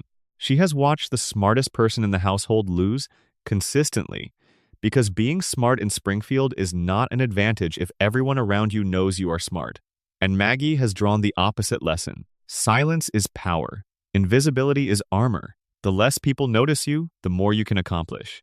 The more completely you perform the expectations of your role, quiet, passive, helpless, dependent, the baby who cannot walk and cannot speak and cannot possibly be a threat, the more freedom you have to do exactly what you want without anyone looking closely enough to see it. Maggie does not speak because she has decided that speaking is the wrong strategy. That is not a developmental explanation, it is a strategic one, and the evidence for it is everywhere in how the show depicts her. Every heroic act Maggie has ever performed, every display of extraordinary intelligence, every moment where she saves the day or solves the problem or demonstrates capabilities that should not exist in someone her age, all of it happens below the radar. In the margins, in the spaces where the adults are not paying attention because they have not been given any reason to pay attention to the baby. The shooting happened because no one was monitoring the baby in the parking lot. The daycare rebellion succeeded because no one monitors babies closely enough to notice them organizing. Every rescue, every intervention, every quiet act of competence made possible because the disguise holds. Because the performance is convincing. Because the person behind the pacifier has committed to a character so completely that even the people who love her most have no idea what they are living with. Her family trusts her judgment, implicitly, in the moments when they are desperate enough to notice what she is doing. But those moments always pass. And Maggie returns to being the baby on the floor with the pacifier. Silent, watching, waiting. Connect this to the radiation theory and the picture becomes simultaneously more alarming and more poignant. If Springfield's environment has produced mutations, if the same contamination that turned Blinky the fish into a three-eyed specimen and altered the biology of every person in town has been expressing itself differently in different bodies, then Maggie and Homer represent opposite ends of the mutation spectrum. Homer's mutation diminished his intelligence to clinical levels. The mechanism is debatable. The crayon, the radiation, the combination of the two, the lifetime of exposure, but the result is consistent. Homer's cognitive function is reduced. His IQ is documented within the show's universe at 55. He is significantly impaired, and he has been working inside a nuclear facility in direct proximity to the reactor core for his entire adult life, which has presumably not improved the situation. Maggie's mutation went in the other direction. Same contaminated water, same irradiated air, same environment. But where the father's brain was diminished, the daughter's was amplified, enhanced, pushed into a range that no one-year-old should occupy, that standardized testing cannot properly measure, that manifests as the ability to plan and execute and deceive and protect and outmaneuver in ways that adults 3 times her age cannot reliably match. Homer and Maggie are two sides of the same radioactive coin. The show has been making this argument quietly, through accumulation, for decades. It has never stated it directly, because stating it directly would require the show to acknowledge what it has built in Maggie's character. And what it has built is something the show is not quite sure what to do with. And if the coma theory is true, if everything since 1993 is Homer's dream, then Maggie's genius has a reading that is, in the best way, almost unbearable. Homer cannot see Maggie grow up. His coma began when she was barely more than an infant, and it has continued for as long as the dream has run. He does not know who she becomes. He does not know what she sounds like when she talks. He does not know what kind of person emerges from the beginning that he got to witness. So in the dream, he makes her extraordinary. He gives her an intelligence that transcends her age, that operates beyond the limits of her body, that makes her capable of things no real one-year-old could do. He makes her safe in the only way he can, which is the dream way, by making her powerful enough that she does not need his protection, by building a version of his youngest child who can handle whatever comes. Her genius is not a mutation in this reading. It is a father's prayer. It is a man in a hospital bed who cannot reach his daughter, who cannot help her, who cannot be there for her the way he wants to be, using the only resource available to him, his own dreaming mind, to make sure she will be all right without him. Every impossible thing Maggie does, every problem she solves, every moment she saves the day in the coma reading, all of it is Homer dreaming that his daughter will be okay. And she is. She always is. Number 5. Section 8-4. Who really shot Mr. Burns? The case that was closed, not solved. Number 4. Who shot Mr. Burns? This is the question. Not a question, the question. The mystery that the show itself declared its central mystery, that Fox promoted as a national cultural event, that generated more discussion and debate and theorizing in the summer of 1995 than almost anything else on television. The whodunit that was supposed to have an answer, that did have an answer. That had an answer so officially confirmed, so thoroughly committed to, so completely locked into the show's canonical record that it should not still be a mystery at all. And yet here it sits at number 4 on a ranking of the show's most unresolved mysteries. Not because the answer was never given. Because the answer that was given does not hold up. The case was closed. It was never solved. Let's go back to the summer of 1995. Season 6, Episode 25. Who Shot Mr. Burns, Part 1. This was television event programming in a way that animated shows did not do in those days. Fox promoted it like a genuine mystery, with tie-ins and contests and a dedicated segment on America's Most Wanted, an actual crime show, producing actual crime coverage of a fictional shooting as if it were a real unsolved case. The show set it up beautifully. Burns had gone too far. He had spent the season systematically destroying the lives of Springfield's residents in increasingly reckless ways. He had drilled for oil beneath Springfield Elementary, gutting the school's budget. He had taken aggressive business actions that bankrupted Moe's Tavern. He had done something to the retirement home that made it uninhabitable. He had injured Santa's little helper. And then, for his finale, he built a machine capable of blocking the sun over the entire town, literally stealing Springfield's access to sunlight so that every resident would be dependent on his power plant for artificial lighting. He stole the sun.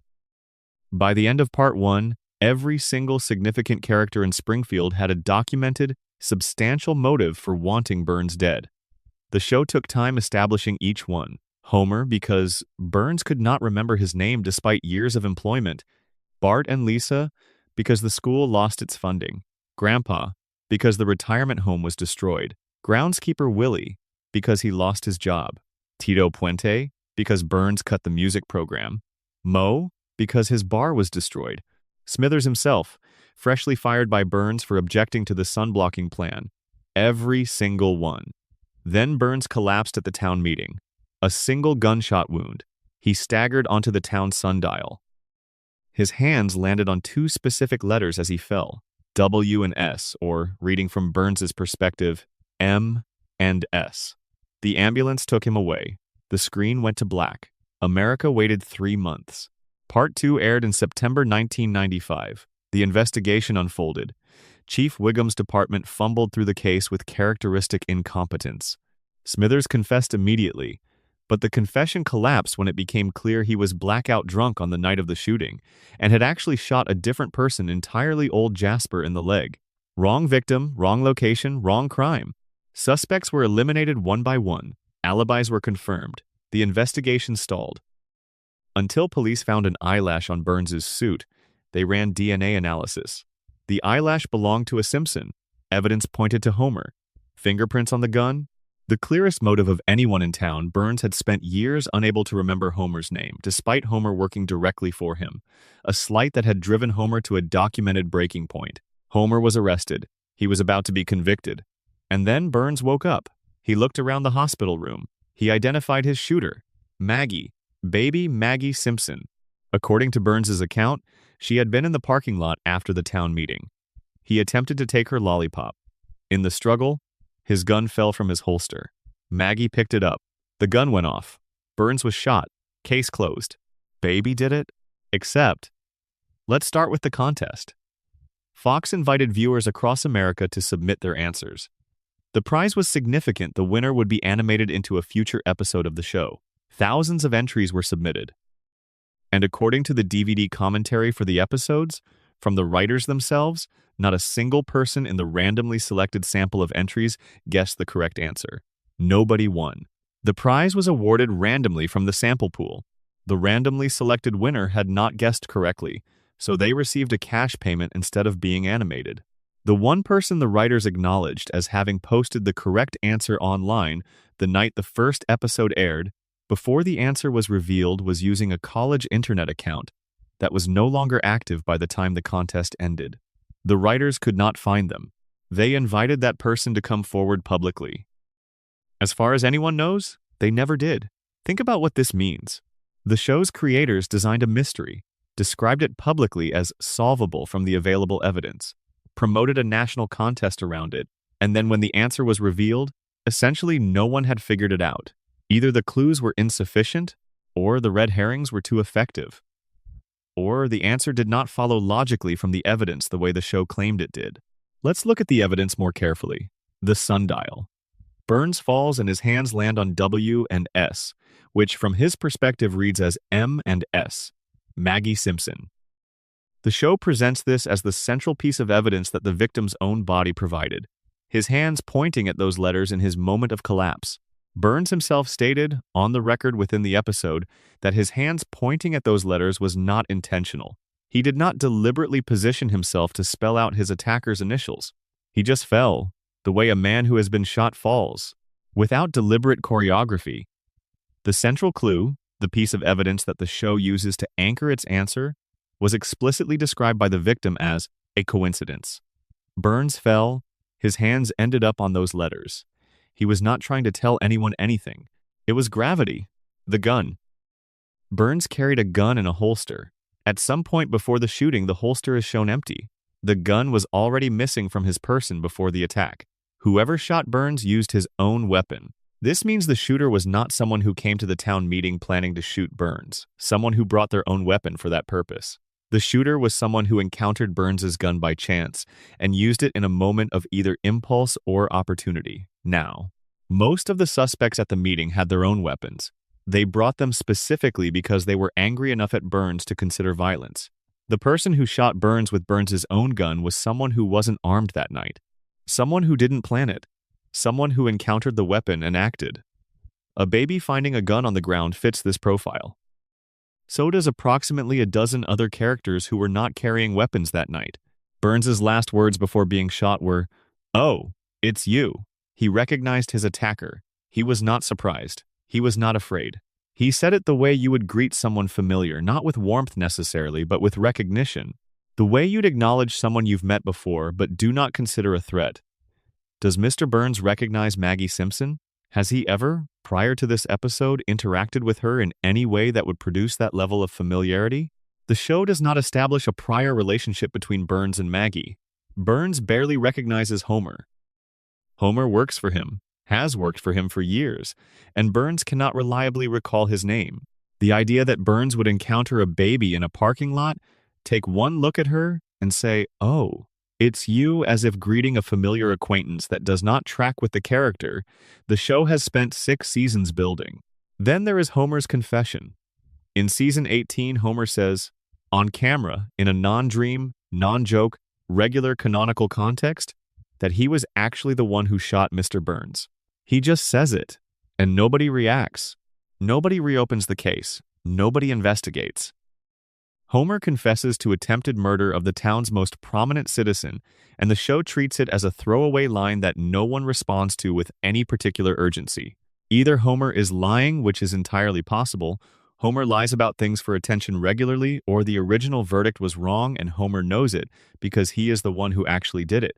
And if Homer did it, then Maggie was framed. Not deliberately, not through anyone's malicious intent, but through the specific combination of a baby who was present in the parking lot, a victim who either did not know or did not reveal the truth, and an investigation that found a hair, pointed at a sundial, and reached for the most convenient. She could not deny the accusation. She could not be punished for it. She could not grow up and recant, and her guilt resolved the case without anyone having to face consequences. The Marge theory? This is the one that the fan community has developed most thoroughly, and it has an internal consistency that is difficult to argue with cleanly. Marge is a devoted mother who watched Burns systematically destroy her children's school, injure her family's dog, and steal the sun from her town. She had every reason to want Burns removed. She was not carrying a weapon at the town meeting, which fits the profile of the shooter, who used Burns' own gun. And Burns, earlier in the show's run, fell in love with Marge. In the episode where Marge briefly worked at the power plant, Burns developed an infatuation with her. It was one-sided and ultimately unresolved, but it was real within the show's continuity. If Marge shot Burns, Burns would have recognized her. "Oh, it's you." Of course he would have recognized her. And Burns, who had been infatuated with Marge, who had harbored feelings for her, however misplaced, might have been unwilling to identify her as his shooter. Not out of noble self-sacrifice, necessarily. Out of something more complicated. The unwillingness to be the person who put the woman he cared about in prison, so instead he fell on the sundial. Let the town read what it wanted into the position of his hands. And a baby took the fall for something an adult did. The alternate endings prove that the writers were not certain about the answer either. A complete alternate ending was produced in which Smithers was revealed as the shooter.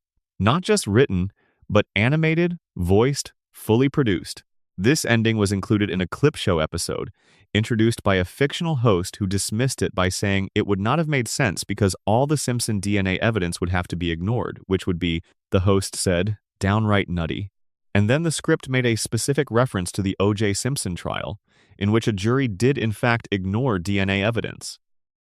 The show was telling you, in the voice of a fictional host dismissing a fictional alternate ending, that juries ignore DNA evidence all the time. That official verdicts do not always follow from evidence. That the answer you get is not always the answer that the evidence points to. It was winking at you. It was saying, the official answer is Maggie. But official answers and true answers are not always the same thing. And in Springfield, You would know better than most communities that the difference between closing a case and solving one is very real and very significant. Number 4. Section 9-3. How is Mr. Burns still alive?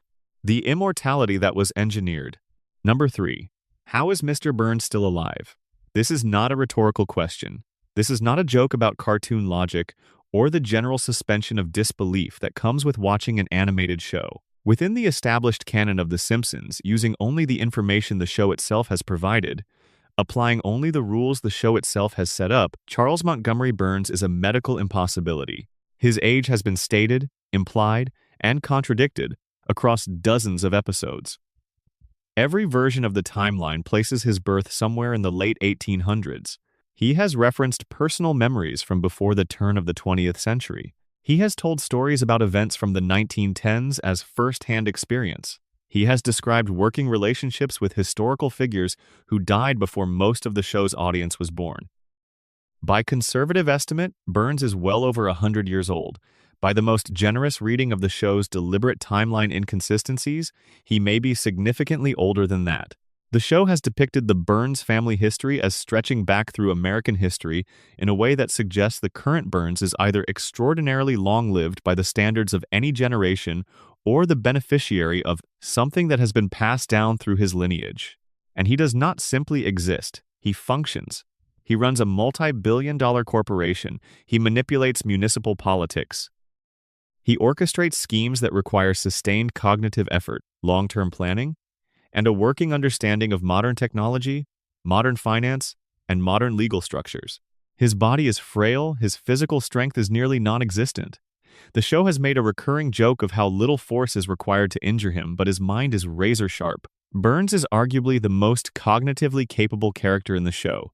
He is strategic, patient, knowledgeable, and possessed of a historical perspective that extends across more of American history than any living person has any business experiencing firsthand. How? The show addresses this directly in the episode called The Springfield Files. Burns undergoes a weekly medical treatment. The treatment is not described in clinical detail. The show treats it with the characteristic lightness it applies to most of its darker material, but the relevant facts are established clearly. The treatment is so extreme that it causes Burns's body to emit a visible green glow. After each session, Burns wanders out of the facility in a dazed, euphoric state. He literally glows in the dark. The regimen keeps him alive for exactly 7 more days. Without it, he dies. The margin for error is 0. Burns is not surviving through natural biological processes. He is being kept alive artificially, through a recurring medical intervention that must be administered on a precise weekly schedule with no flexibility. His life is maintained the way you would maintain a machine through scheduled servicing. Miss one appointment and the machine stops. The treatment involves radiation. The man who owns a nuclear power plant, the man whose facility has been leaking radioactive material into Springfield's environment for decades, is personally dependent on controlled radiation exposure to sustain his own biological function. He is not simply profiting from radiation, he is powered by it.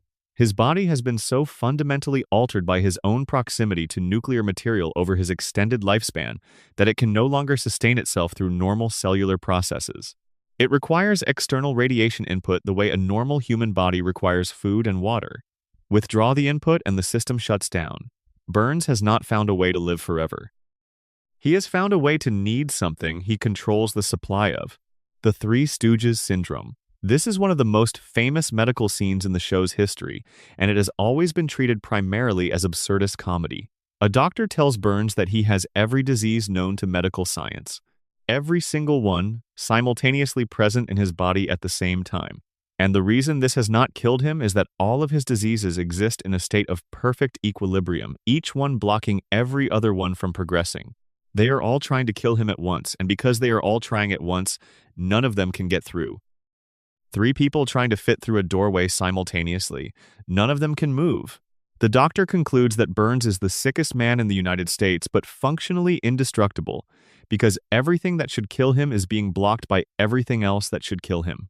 Played for laughs. One of the show's most quoted scenes. But apply the radiation theory to it, and the comedy darkens considerably.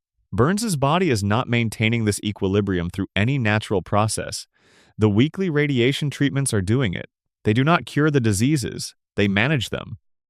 They keep every illness in perfect stasis, balanced against every other illness, preventing any single condition from achieving dominance and killing him. It is not medicine in any conventional sense. It is nuclear maintenance.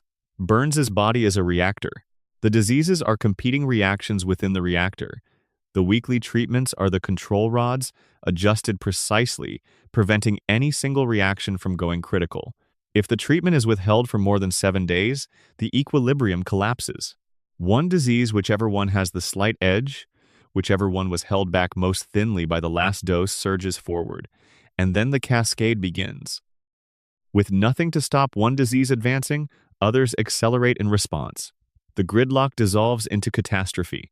Burns dies not because any single illness kills him, but because the absence of control allows the entire competing system to destabilize at once. Smithers. Everything about the Burns-Smithers relationship looks different through the lens of the immortality theory. Smithers is, on the surface, Burns's loyal assistant. His devoted, almost pathologically devoted assistant. The show has built an entire comedic and emotional architecture around the dynamic between them. Smithers' unrequited devotion, his complete subordination of his own interests and desires to Burns's needs, his inability to imagine a professional or personal life that does not center on serving the man he works for. But Smithers is also the person who manages Burns's schedule. Smithers ensures Burns makes every weekly medical appointment. Smithers monitors Burns's physical condition with the vigilance of someone who understands that the condition requires monitoring. Smithers is not simply devoted, he is necessary. Not emotionally necessary in the way the show sometimes frames it, but medically necessary in the most literal possible sense. Without Smithers managing the treatment schedule, Burns would miss a dose. He would not miss it because he forgot. Burns is not the kind of person who forgets things. He would miss it because the logistics of maintaining the treatment, securing the materials, coordinating the facility, ensuring the precise timing that the regimen requires are more than one very old, very frail man can manage alone. Smithers is the reason Burns does not die between episodes. He is the operational backbone of the immortality machine. And Smithers knows this. He has known it for as long as he has worked for Burns. His devotion is not purely personal feeling. It is compounded by the knowledge that his absence is a death sentence for the person he serves.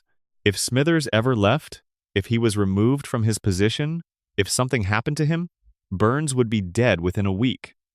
That is not a normal employer-employee dynamic. That is a dependency relationship so complete and so specific that the line between devotion and necessity has long since dissolved. The historical dimension. Burns has described personal involvement in events spanning from the early 1900s to the present. He knew Howard Hughes. He attended Yale. He served in World War II.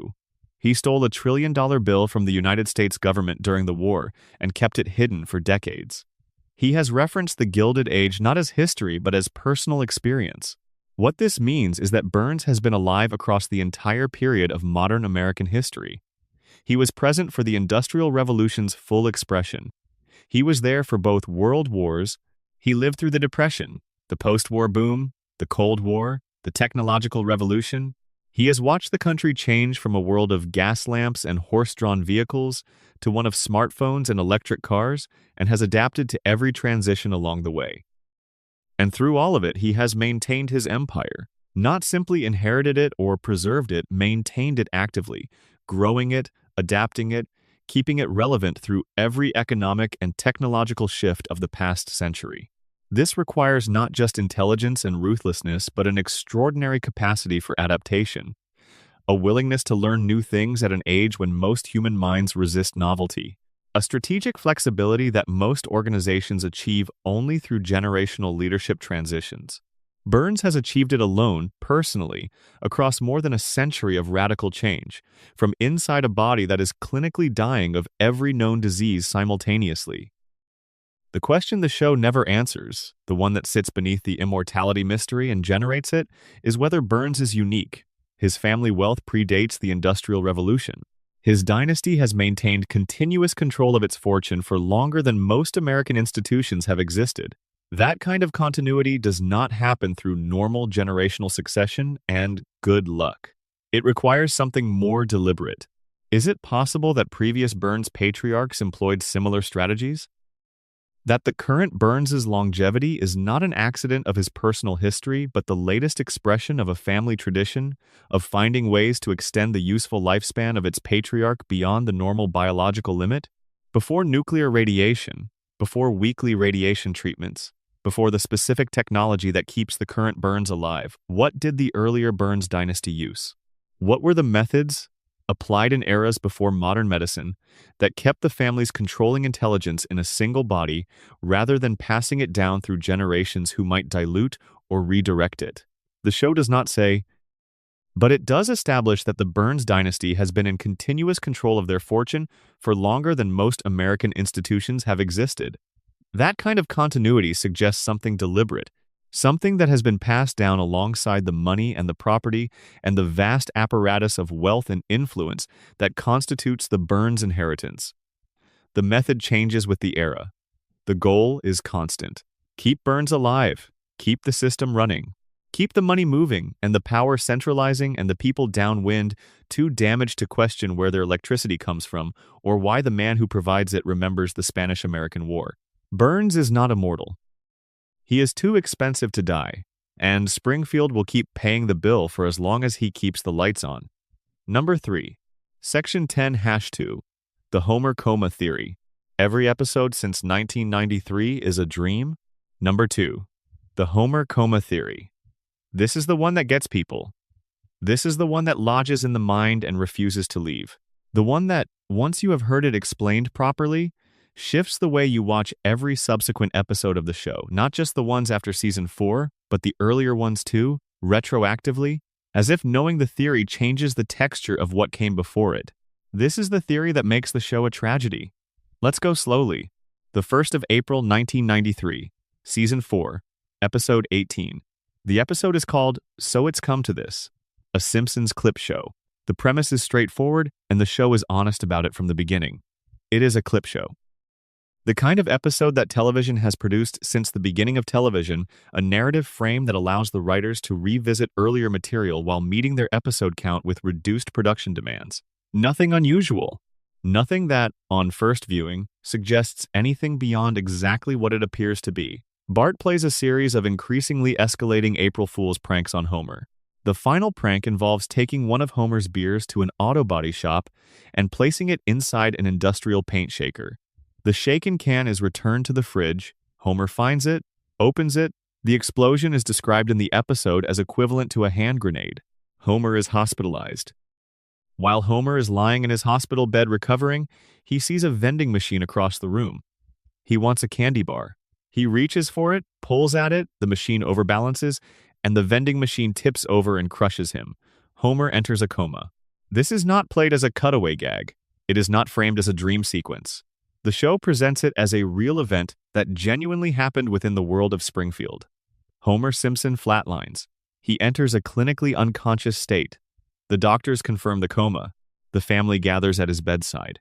The episode ends with Homer appearing to wake up. Bart tearfully confesses at his bedside that the whole thing was his fault. Homer springs awake and immediately strangles Bart, because that is what Homer does. The family laughs.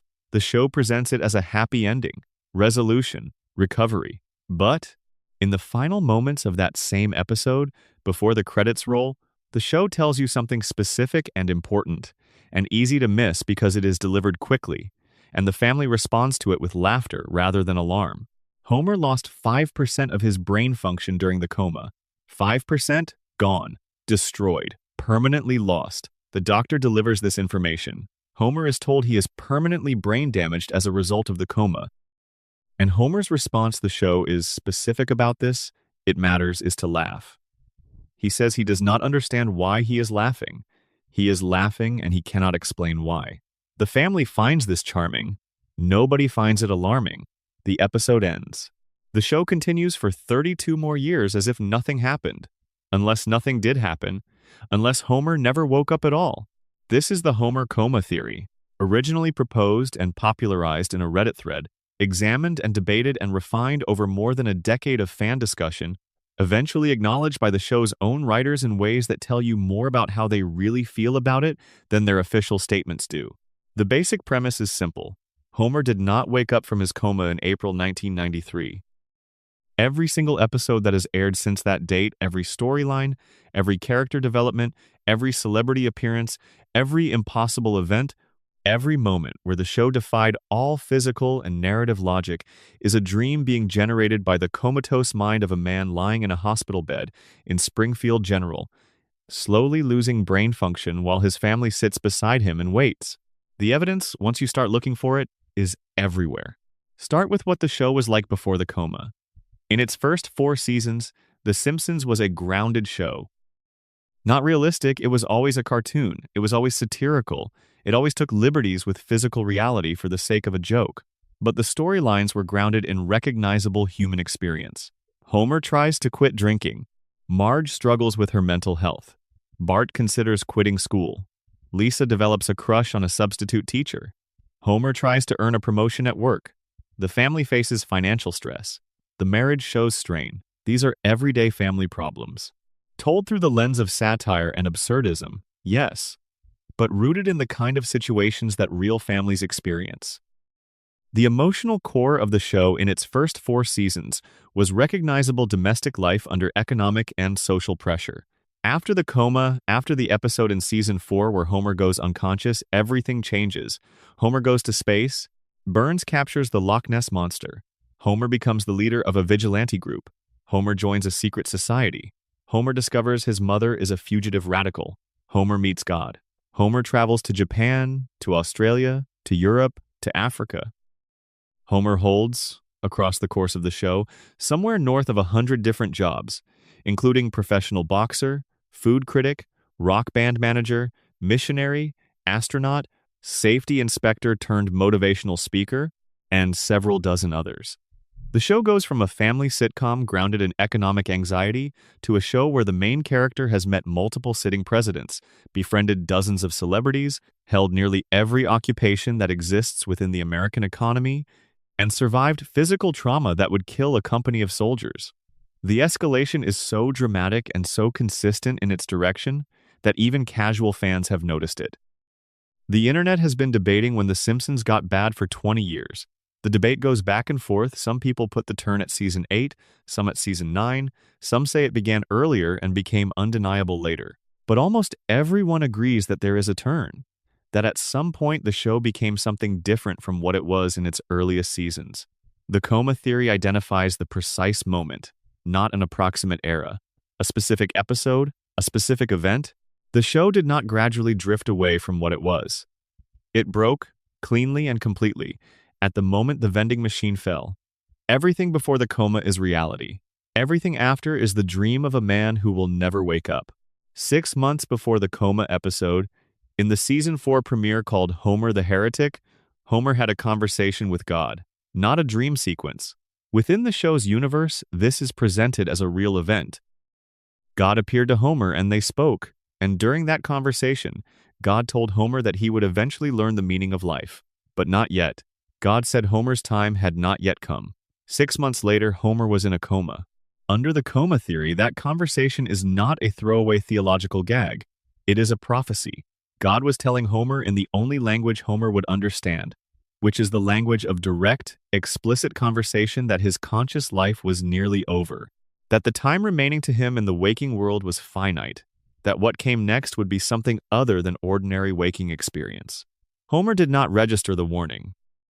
Homer does not register most things that require sustained analytical attention, but the show registered it. The show put it there. In the season premiere, 6 months before the event that changes everything, and it put it there specifically in a conversation with a divine entity who exists in the show's universe and has knowledge of future events. God told Homer his time was coming, and 6 months later it came. The aging problem. Nobody in The Simpsons ages. This is the most discussed, most debated, most thoroughly examined structural feature of the show's format. Bart has been 10 years old for 36 years. Lisa has been 8. Maggie has been 1. Homer and Marge have not added a wrinkle. The floating timeline means the show's present is always the viewer's present when you watch an episode in 2025. The characters are living in 2025, but they are the same ages they were in 1989. Every theory about Springfield addresses the aging problem. The radiation theory says mutated biology has interfered with normal cellular aging. The cartoon logic explanation says it is simply how animated shows work, and we should not read more into it. The various other readings all have their explanations. The coma theory has the simplest explanation. Nobody ages because they exist inside the mind of a man who went to sleep in April 1993 and never woke up. Homer's children do not age because he was not there to watch them age. His unconscious brain cannot imagine them growing older because it has no reference material for what they look like at 12 or 15 or 20. The last time he saw them, they looked exactly the way they look in every episode. Bart was 10, Lisa was 8, Maggie was 1. The dream preserves them at those ages because those are the only ages Homer knows. His wife does not age because the woman in the dream is the woman he remembers, preserved exactly as she was on the day the vending machine fell. His friends, his co-workers, his neighbors all frozen at the moment he last consciously perceived them. Homer's coma dream is not a nightmare. It is a museum. Every person he loved, displayed in perfect preservation, at the exact moment he last understood them, forever. The celebrity appearances. Later seasons of The Simpsons are flooded with celebrity guest appearances. The show in its golden age had occasional guests. The show in its later seasons has a guest in nearly every episode. And the guests range across every category of American celebrity musicians, athletes, politicians, actors, comedians, public figures of every type. Under the standard reading, this is a production choice. Celebrities drive viewership. Celebrity appearances are a reliable way to generate press and bring attention to an episode. It is a feature of the later show's identity. Under the coma theory, it is something else. Homer's brain, lying in a hospital room for decades, receives ambient stimuli. Sound from the television in the hospital, conversations at his bedside, radio. The names and voices of cultural figures that drift through the room and are absorbed by a brain that is processing everything it receives and incorporating it into the dream. That is why the later seasons are full of celebrities. Homer's unconscious mind is absorbing fragments of external media names, voices, references, and weaving them into the simulation. Every celebrity who shows up in Springfield is a voice Homer heard through the fog of unconsciousness, translated into a dream character by a brain that is trying to keep the simulation populated and convincing. The dream does not generate its own celebrities. It imports them from the noise around the bed. The show acknowledged the theory. In season 34, the episode Lisa the Boy Scout included a deliberately leaked fake deleted scene in which Homer wakes up from a long coma, revealing that every outlandish episode had been a dream. The scene was produced at broadcast quality. It was shown to audiences. It was framed as something that hackers had leaked a real deleted scene from the show that someone had found and posted online. And then the show confirmed it was a hoax, a fake planted deliberately, not a real deleted scene. Something the writers had created to engage with the theory and deny it in the same gesture. But they created it. They animated it.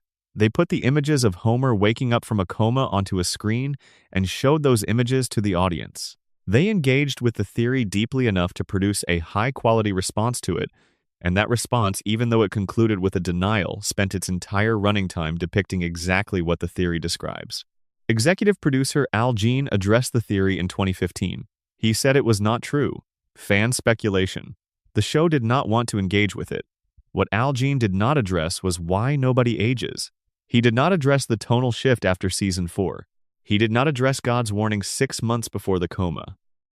He did not address why the show has become progressively more surreal and detached from physical reality, with each passing season exactly as you would expect from a dream being generated by a brain that is slowly, inexorably deteriorating. He said it is not true. The interviewer moved on. Here is what the coma theory does that no official explanation has ever managed to do. It makes the show make sense. All of it. Simultaneously. The aging freeze, resolved by the frozen mind of the dreamer. The tonal shift, the dream becoming less tethered to reality as the brain deteriorates. The celebrity flood, ambient stimuli absorbed into the simulation. The reset button that erases consequences. Each episode is a cycle of dreaming that does not retain continuity.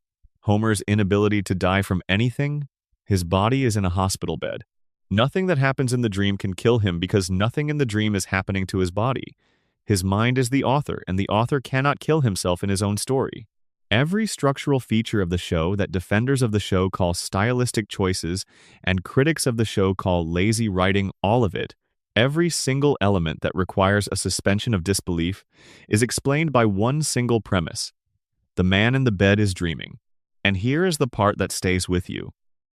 If the coma theory is true, the emotional core of the show is not comedy. It is a love letter. Homer's deepest, most desperate, most fundamental wish is not complicated. He wants his family, that is all. He wants Marge to love him. He wants Bart to be his mischievous little boy. He wants Lisa to play her saxophone. He wants Maggie to be small enough to hold. He wants Friday night at the Simpsons house to last forever. And in the coma, it does. The dream gives him everything he wants. His family preserved in amber. His children never growing up, never leaving, never becoming strangers to him. His wife never changing, never losing patience with him, never looking at him with the expression that would tell him she has finally counted the cost. His house always on Evergreen Terrace. His beer always cold. Nobody ever having to say goodbye. Homer's coma is not a nightmare.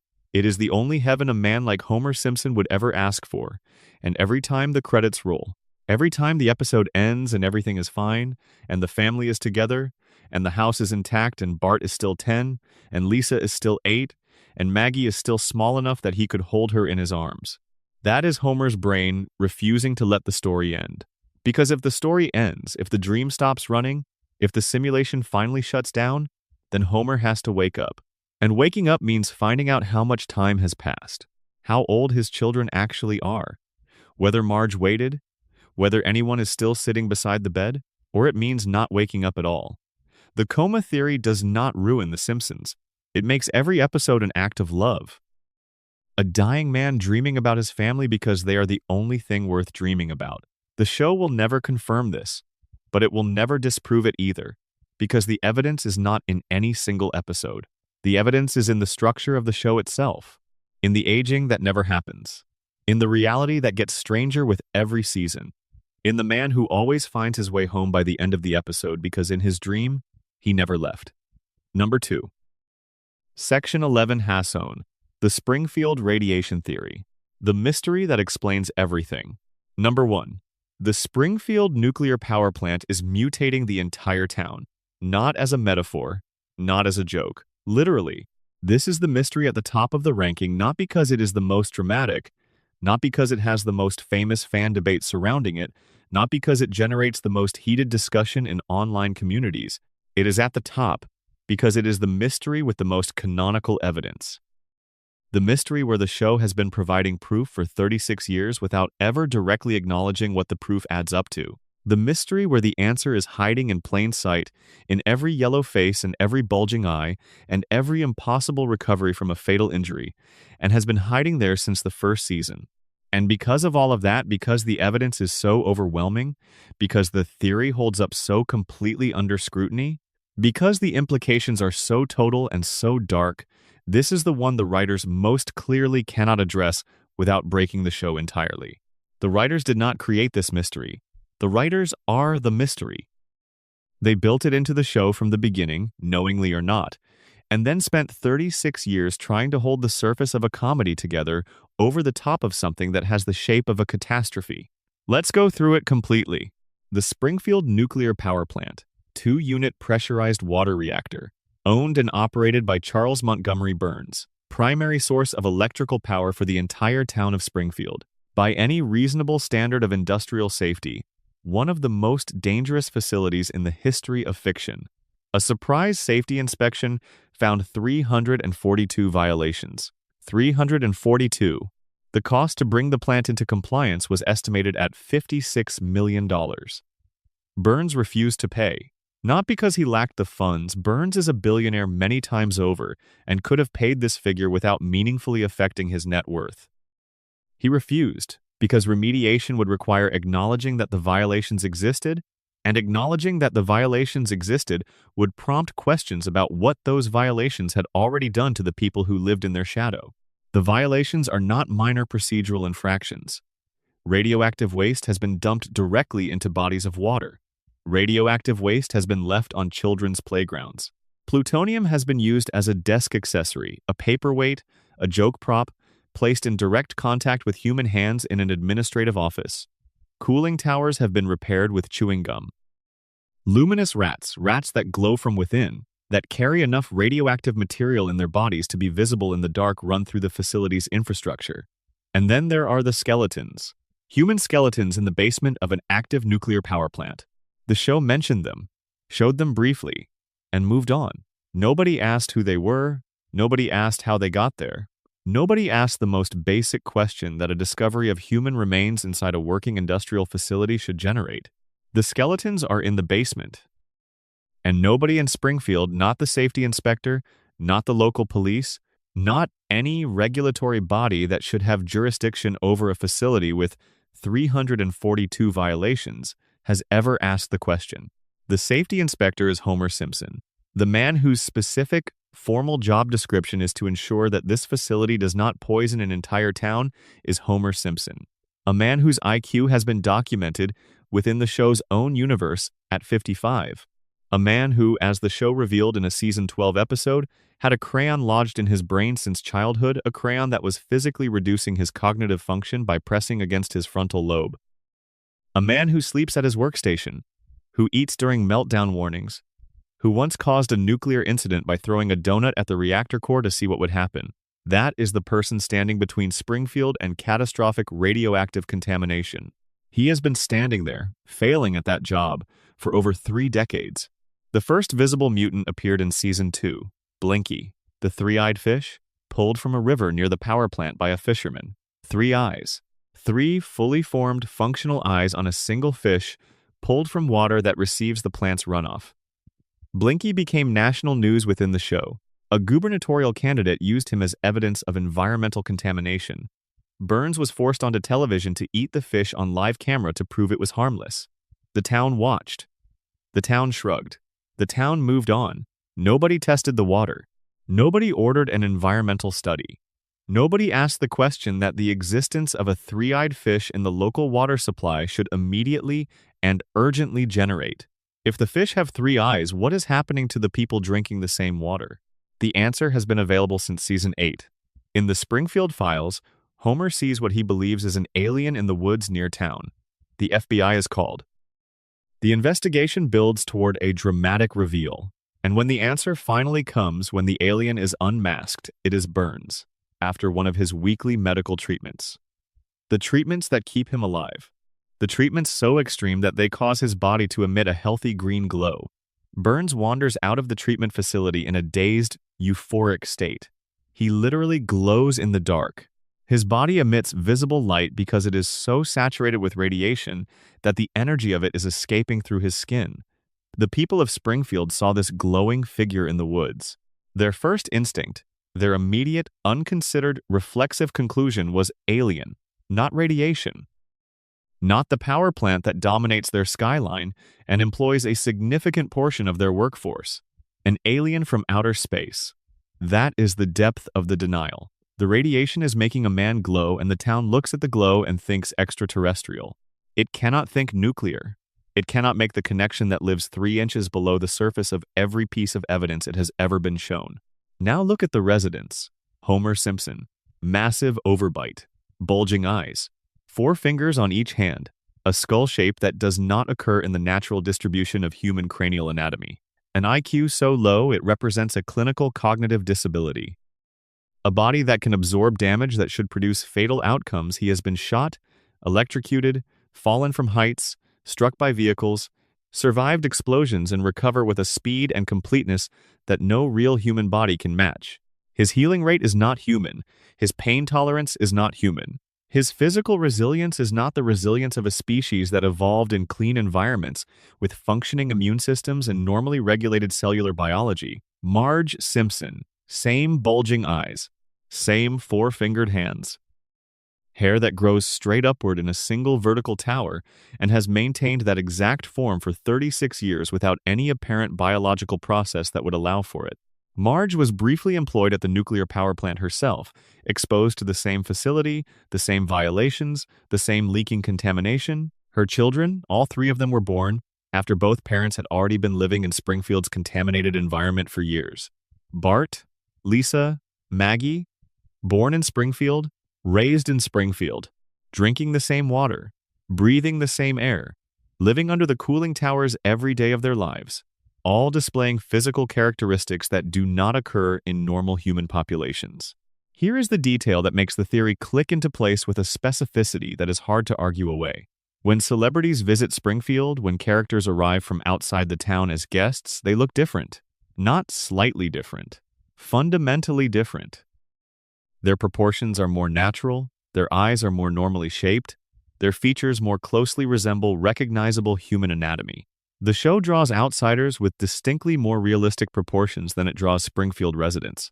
The accepted explanation for this is artistic style.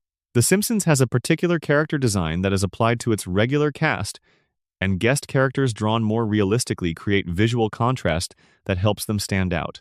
This is a valid production explanation. But within the logic of the show's own universe, if you accept that the visual differences between Springfield residents and outside visitors represent a real difference within the world of the show rather than just an artistic choice, then the implication is unavoidable. People who live inside Springfield look different from people who live outside it. People inside the contamination zone look mutated. People outside it look normal. The animals show the same pattern. Santa's little helper, the Simpson family dog, same bulging eyes as his owners, same proportional deviations from real canine anatomy. The show established directly, explicitly, in the Blinky plotline, that the power plant's runoff is producing visible mutation in the wildlife of the local water system. A three-eyed fish. The show told you this is what the radiation is doing to living organisms in this environment. And then the show expected you to believe that the exact same radiation, running through the exact same water, breathed as the exact same air, absorbed by the exact same biological systems, has had zero effect on the human population. It has not had zero effect. The yellow skin, the four fingers, the bulging eyes, the impossible healing, the spiky hair that maintains structural integrity without any product or physical explanation, the overbites, the proportions that deviate from the baseline of human anatomy in ways that are consistent across every Springfield resident and absent in everyone from outside. These are not artistic choices. Within the internal logic of the show's universe, these are symptoms. Burns knows. This is perhaps the most significant piece of the radiation theory. Burns has always known. The show establishes this across multiple episodes in ways that it then does not fully follow through on because following through would require the show to stop being a comedy. Burns funds private medical research. He has personal physicians who understand the specific effects of radiation on biological systems because Burns himself is living with those effects and requires expert management of them. He undergoes weekly treatments that demonstrate an advanced understanding of how radiation interacts with cellular biology, the precise calibration required, the timing, the specific compounds involved. He is not ignorant of what radiation does.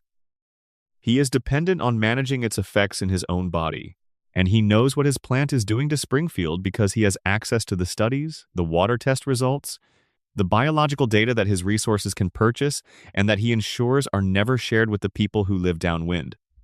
He knows. He has always known. And Homer's continued employment is not negligence or absent-mindedness. It is strategy. When German investors briefly purchased the plant and immediately fired Homer, the first thing they did before any other operational change was assess the cost of bringing the facility into compliance with safety regulations. The estimate nearly bankrupted them. Burns bought the plant back, immediately rehired Homer. A competent safety inspector would shut that plant down within a week. Homer ensures the violations continue, the radiation keeps leaking, the water stays contaminated. The population remains too cognitively impaired by chronic neurological damage to understand what is happening to them. And Burns maintains his monopoly over Springfield's power supply, its economy, its infrastructure, and through all of those, its people. The crayon. This is where the radiation theory and the Homer coma theory and the conspiracy around Burns's management of his workforce all converge into a single image. Homer's IQ without the crayon is documented within the show. In the season 12 episode where the crayon is removed, Homer's intelligence increases dramatically. He becomes articulate, analytically capable, able to see Springfield clearly for the first time. He sees his job for what it is.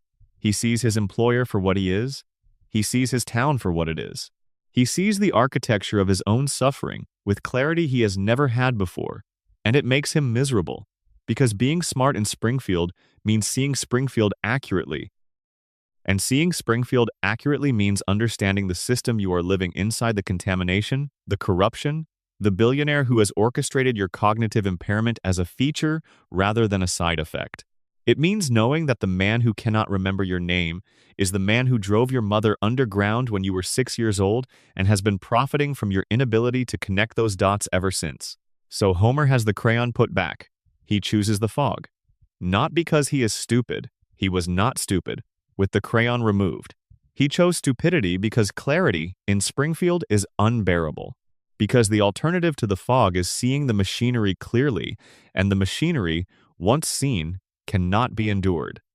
But here is the question the show never asks. How did a crayon get lodged in a child's brain in the first place, without anyone ever finding it?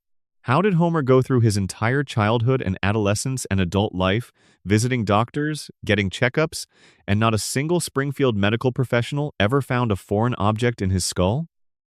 Either every doctor in Springfield is incompetent beyond the capacity of random chance to produce, or someone knew the crayon was there and chose not to remove it. And if the medical establishment of Springfield is compromised, if the doctors are looking away from the radiation damage in their patients because Burns's economic influence extends into the healthcare infrastructure of the town he essentially owns, then Homer's crayon is not an accident. It is a management decision. The radiation theory does not explain one mystery about The Simpsons. It explains all of them. The characters do not age because their mutated biology has been altered at the cellular level in ways that interfere with normal aging processes. The town resets after catastrophic events because the population's memory and critical thinking functions are compromised by chronic neurological damage from decades of radiation exposure. Homer survives injuries that should kill him because his body has adapted to the radiation in ways that make him nearly physically indestructible, at significant cost to cognitive function. Burns stays alive through treatments that would kill a normal person because he has been managing his own radiation exposure for over a century with resources that nobody else in town has access to. And nobody in Springfield questions any of this because the same poison that mutated their bodies also damaged the part of their brains responsible for the kind of sustained critical thinking that would allow them to ask why their fish have 3 eyes and their children have 4 fingers. Springfield is not a quirky cartoon town. It is a contamination zone. The residents are not eccentric. They are symptomatic. And the nuclear power plant that dominates their skyline, that provides their electricity, that employs their neighbors and poisons their water and irradiates their children, is not a background gag. It is the cause. It has always been the cause. Every yellow face, every bulging eye, every impossible recovery, every forgotten catastrophe, every reset, every unexplained mystery. Every time the show shows you something that should prompt alarm and then moves the camera before anyone can fully register what they have seen, it all traces back to the same cracked cooling tower, the same invisible poison, the same damaged brains that cannot figure out why their fish have 3 eyes and their children have 4 fingers. The plant is not part of the show. The plant is the show. And nobody in Springfield will ever figure that out, because the plant already made sure they can't. Number 1. Section 12 Outro. The floating timeline. Why we never let them go. And now we arrive at the final piece. The one that ties every theory together. The one that sits at the center of everything we have discussed tonight and provides the frame that holds all of it in place. Not a mystery in itself, more the ground condition in which all the mysteries grow. The thing you have to understand about Springfield before any of the individual mysteries fully make sense. The floating timeline. Nobody in Springfield ages. Bart Simpson was 10 years old when The Simpsons debuted in December 1989. He is 10 years old right now. Lisa was 8 then, she is 8 now. Homer and Marge were in their mid-30s then, they are in their mid-30s now. Maggie was 1, she still is. 36 years have passed in the real world. 0 years have passed in Springfield. The industry term for this is a floating timeline. It means the show's present is always the viewer's present. The year in Springfield is whatever year it is when you are watching. The characters live in your moment, with your technology and your references and your cultural context, but they themselves do not move through it. They are pinned to it like insects in a display case, present in the moment but not moving with it. The moment changes and they stay. The most obvious structural consequence of the floating timeline is the problem of Homer and Marge's backstory. When the show began, their history was anchored to the late 1970s and early 1980s. They met in high school. The specific cultural texture of their courtship, the music, the fashion, the references, the world they grew up in, was firmly located in a specific era. Homer's hair, Marge's prom dress. The things they referenced as formative experiences. All of it had a timestamp, but the floating timeline drags the present forward while keeping the characters at the same age. If Homer and Marge are still in their mid-30s in 2025, they didn't meet in 1980. They met around 2005. Their high school years were not defined by disco and Watergate. They were defined by social media and early internet culture and the specific texture of a completely different era. The show has had to rewrite the backstory multiple times. Homer and Marge's origin story has been told and retold at least 4 times, with each version setting their formative years in a progressively more recent decade. They were grunge kids, then they were millennial reference points, then they were something else. The specific decade keeps sliding forward because the math demands it. This means Homer and Marge do not have a fixed past. They have an approximation, a draft that gets revised every few years to keep the arithmetic of their ages consistent with the present moment. Their memories are not stable. Their history is not a record. It is a working document, perpetually edited, never final. Every theory we have discussed tonight converges on the floating timeline as its central evidence. The coma theory says nobody ages because they exist inside the frozen mind of an unconscious man. Homer went to sleep in April 1993, and his dreaming brain cannot imagine his family growing older because he was not there to watch it happen. The dream preserves them exactly as he last saw them. The radiation theory says the contamination has interfered with normal cellular aging at the biological level. The mutation does not simply distort the body's appearance. It alters its relationship with time at the cellular level, locking residents into a biological holding pattern that prevents the normal accumulation of physical age. The principle and the pauper theory, which we have touched on throughout this script, says Springfield's amnesia is not biological but social. The town collectively agrees not to acknowledge the passage of time, because acknowledging time passing means acknowledging everything that has happened during that time. The dome, the contamination, the shootings and disasters and revelations that should have changed everything and were instead voted away. And the Burns immortality theory says that at least one person in Springfield has found a technical solution to the aging problem, which means, within the show's universe, that aging is not an immutable condition, that it can be managed, arrested, reversed through the application of sufficient resources and sufficient knowledge. If one person can do it, what has the plant done to the others? The show has imagined its characters aging. In the season 6 episode Lisa's Wedding, the show flashes forward 20 years. Lisa is 23, engaged, living in England. The future it depicts is specific and emotionally rich. Lisa has become exactly who the show always suggested she would become: principled, lonely, brilliant, searching for connection in a world that does not quite have the vocabulary for her. The episode is one of the most beloved in the show's history. It is cited consistently as evidence of the show's capacity for genuine emotional depth. People who watched it as children and are now adults remember it with a particular tenderness. And then Lisa returns to being 8 years old. The flash forward closes, the present resumes, as if the glimpse never happened.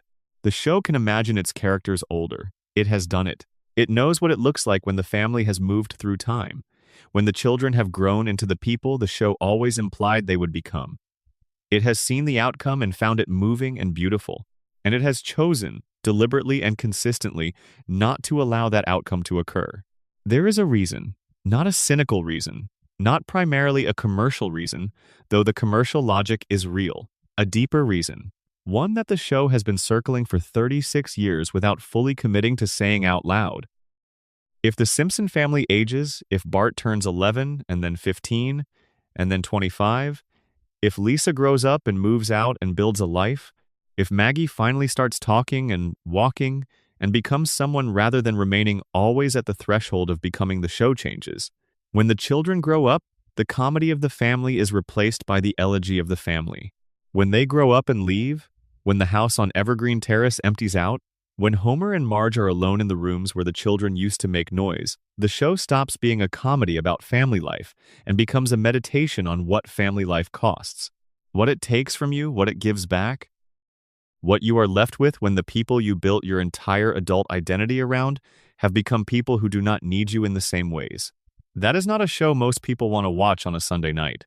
But more importantly, and this is what the show has always been gesturing toward when it talks about Springfield with any kind of honesty, the moment The Simpsons ages, the show has to confront what Springfield actually is. If Bart grows up and leaves, he has to go somewhere. And going somewhere means encountering a world that is not Springfield. A world where people do not have yellow skin and 4 fingers and an inexplicable relationship with nuclear contamination. A world where time actually passes, where things actually change. And then Bart would have to look back at where he came from and see it clearly for the first time. The floating timeline is not a production convenience. It is the show's deepest act of mercy. The characters are frozen because we froze them, because we needed them frozen. Because we have been coming back to this family and this house and this town since 1989, finding it unchanged, finding it available, finding it there the way home is supposed to always be there, not because home never changes, but because we need it to not have changed, because we need somewhere that is immune to the passage of time that has touched everything else. Springfield is frozen because we pressed pause. Not in 1993 when Homer went into his coma, not when the plant's contamination first began its work, not when Burns's influence first began to reshape the town in its image. We pressed pause the moment the show became important to us. The moment it became the thing we watched when we needed to feel like the world was coherent and manageable and funny rather than large and strange and accelerating. We pressed pause and we never let go of the button. Every theory in this entire recording, every mystery we have walked through tonight, from the location of Springfield to the radiation, from the coma to the shooting, from Maggie's silence to Burns's immortality to Ned's suppressed rage to Mole Man's endless dying, all of it points in the same direction. Something is wrong in Springfield. Not wrong in the way that things are wrong on the surface, in the ways the show itself acknowledges through jokes and satire and the occasional moment of genuine emotional weight. Wrong at the level of structure. Wrong at the level of foundation. Wrong in a way that the show cannot address directly because addressing it would require the show to stop being what it is. Springfield is a closed system. The characters inside it are trapped in it by the radiation, by the coma dream, by the collective agreement to deny reality, by the economic dependency on a billionaire who has engineered their compliance. They cannot leave. They cannot change. They cannot age. They cannot grow into the people they might have been if any of the catastrophes that have visited this town had actually been allowed to have lasting consequences. They are stuck, and we are stuck with them, and we choose to stay stuck. Tonight, as you drift toward sleep, or as you have already drifted, sometime around section 7 or 8, which is perfectly fine and exactly what this was made for. Think about the Simpson family one more time. Homer, in his hospital bed, dreaming about a house where the beer is always cold and the kids are always young. Marge, patient beyond the capacity of any real person, holding the family together through force of will and love, and the specific kind of steadiness that people develop when they have decided that leaving is not an option. Bart, rebellious, mischievous, secretly terrified of becoming the person his circumstances are trying to make him. Lisa, brilliant and lonely, asking questions that nobody wants to answer because she is the only person in the family who hasn't stopped looking. And Maggie, small, silent, watching everything. Whatever she is waiting for, she has not done it yet. But when she does, when she finally breaks her silence and reveals what 36 years of watching and learning and waiting have produced, Springfield won't see it coming. Nobody will. Because that is exactly how Maggie designed it. The mysteries of Springfield have no official resolutions. The show will not provide them. The writers, who have spent 3.5 decades quietly building one of the most internally consistent and quietly disturbing internal mythologies in the history of television, will continue to smile and deflect and say, "These are just jokes for a kids' show, and you are reading too much into it." And they are right in the way that people are right when they say that a novel is just words on a page, technically accurate, completely missing the point. Springfield exists. Not on any map, not in any verifiable geography, but in the imagination of everyone who has ever sat down on a couch and pressed play and let the yellow family on the yellow street take them somewhere familiar and strange at the same time. It is ours as much as it is the writers, and the mysteries we have found in it tonight, the radiation, the coma, the shooting, the immortality, the silence, the suppressed rage, the indestructible old man in the brown coat, the predictions, the mother who was forced away, and the children who grew up in the shape of her absence. These are not theories invented by obsessive fans looking for meaning in a commercial product. These are the things the show built into itself. These are the questions it has been asking for 36 years without ever being ready to hear the answers. These are the bones in the basement of the Springfield nuclear power plant. We have been standing in front of them since season 2, and we still have not asked who they are. Thank you for spending this time in Springfield. If you are still awake, leave a comment.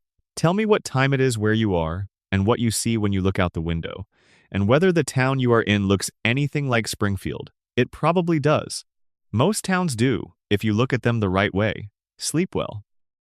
Springfield will be here when you wake up. It always is. That is the whole point. End of script. Total word count target. 40,000 plus. Sections. 1-2 including intro, 10 ranked mysteries, and outro. Runtime estimate. Approximately 4 to 5 hours at standard narration pace. Tone. Calm, slow, story-driven, optimized for 11 Labs voice synthesis. Expansion passages inserted into full script. These passages expand each section to meet the 40,000 plus word target. Expansion for Section 2. Springfield location. Additional 1,800 words. Let's talk about the specific episodes. Not in a list-making way, not in the way of building a case for a verdict, but slowly, the way you would walk through a town you were trying to map, looking at each street sign and finding that it contradicted the one before it. In the Season 1 episode Some Enchanted Evening, Homer calls a relationship counselor. The call-in radio show is broadcasting from somewhere in the same region as Springfield, which implies a metropolitan area nearby. The implication of a city close enough to Springfield to have regional radio coverage points toward the interior of the country, not the coasts, not New England, not the Pacific Northwest, the middle, the broad, flat radio tower middle of America. And then in a much later season, Springfield has a harbor, a working, functioning harbor that receives shipping, a harbor that implies ocean access or, at minimum, significant river access. The kind of harbor that does not exist in the broad, flat radio tower middle of America. Both of these things are true in Springfield, simultaneously. The counselor and the harbor coexist in the same town the way that a person can hold two contradictory beliefs simultaneously, not through logic, but through the specific human ability to not compare the things you believe until someone asks you to line them up. Springfield has never been asked to line them up. The show goes to considerable lengths to ensure this. When an episode needs Springfield to have a harbor, Springfield has a harbor. When an episode needs Springfield to border a state that borders the ocean, Springfield borders that state. When an episode needs mountains, and the show needs mountains surprisingly often, for various plot reasons involving skiing and dramatic scenery, and the occasional avalanche, Springfield has mountains. Real, snow-capped mountains. Mountains that are not metaphorical mountains, or the kind of gentle hills that get called mountains in places with nothing better. The show creates geography the way a dreaming mind creates geography, assembling the features needed for the current scene without checking whether they are consistent with the features present in the previous scene. This is why the coma theory applies so elegantly to the geography question. Homer's dreaming mind does not maintain a consistent map of Springfield because no dreaming mind maintains a consistent map of anything. Dreams have landscapes that shift and contradict and expand and compress based on the emotional needs of the moment rather than the demands of physical consistency. Need a beach for this scene? There is a beach. Need mountains for this scene? There are mountains. Need an industrial waterfront for this scene? Here is your industrial waterfront. And do not worry about whether the beach and the mountains and the industrial waterfront can all coexist within the geographic boundaries of a single town, because in the dream they can, and in the dream they do, and nobody in the dream is keeping track. The geography of Springfield is also the geography of nostalgia, not Homer's nostalgia specifically, the audience's. The show has been running since 1989. Its audience has grown and changed over 3.5 decades. People who watched the first episode as children are now adults in their 40s. People who grew up somewhere specific, the Midwest, the South, New England, the Pacific Coast, have all found something in Springfield that reminded them of where they were from. The beach people found the beach, the mountain people found the mountains, the flat state people found the flat land and the grain elevators and the specific quality of the light over a field in late summer. The urban people found the harbor district and the downtown decay. The suburban people found the cul-de-sacs and the identical lawns and the school where their kids went and the church that anchored the neighborhood. Springfield gave everyone their piece, not by being all of those things at once in a way that makes geographic sense, by being all of those things sequentially, in different episodes, in the specific configuration needed to produce the maximum feeling of recognition in the maximum number of viewers. The town is not a place. It is an emotional landscape, a collection of impressions assembled into a coherent feeling whole by the force of 36 years of consistent characterization and emotional investment. And that emotional landscape has no fixed coordinates. It cannot. The moment you pin it to a specific state, you tell everyone whose hometown is a different state that Springfield is not theirs. You take the universal and make it particular. You take the everywhere and make it somewhere. The writers understood this from the beginning. Groening understood it before the show aired. And every subsequent writer who has worked on the show has understood it too, which is why Groening's 2012 confession was absorbed without consequence. The answer was accepted and then gently, collectively, never acted upon. The town remains unlocatable. It remains everyone's. There is one more thing to say about the geography before we move on, and it is a thing that sits in a slightly different register from the comedy and the fan theory. The inability to locate Springfield is also, in a quiet way, a statement about what it means to grow up in a place and then leave it. Most people who grew up somewhere did not grow up in a famous place. They grew up in the kind of town that does not appear in most conversations about America. The kind of town where the main street has had the same 3 stores for 40 years, and the high school has had the same mascot since 1967, and the church on the corner was there before anyone currently living in the town was born. Those places are real. They are full of real people living real lives with the specific texture of a particular location in a particular part of the country, and they are not on any map that most of America looks at. Springfield is the fictional version of those towns. The town that does not appear on the map not because its location is being deliberately concealed, but because the map was not built with towns like this in mind. The map tracks cities, routes, destinations. Springfield is not a destination. It is a place people are from. The mystery of where Springfield is, underneath all of the theories and the geographic contradictions and the legal shield and the dream geography, underneath all of that is the mystery of how to put a place you are from on a map when the map was not designed to. Hold it, it cannot be done. Some places only exist in the people who came from them. And The Simpsons has been saying that for 36 years in the most indirect and elegant way available to it by refusing to pin the town to coordinates. Expansion B for Section 3. Hans Moleman. Additional 1,500 words. The show introduced Hans Moleman in a way that tells you something about what the writers intended when they created him, and something about how completely that intention was overtaken by what he became. His original name was Ralph Mellish. It appears in early production materials, in early episode credits, in the accounting of the show's background character roster, Ralph Mellish. A name that suggests a specific person, a particular individual with a life and a history and a place in the world. At some point, the name became Hans Moleman. The transition between the two is not documented in any interview or commentary that has been widely published. It simply happened.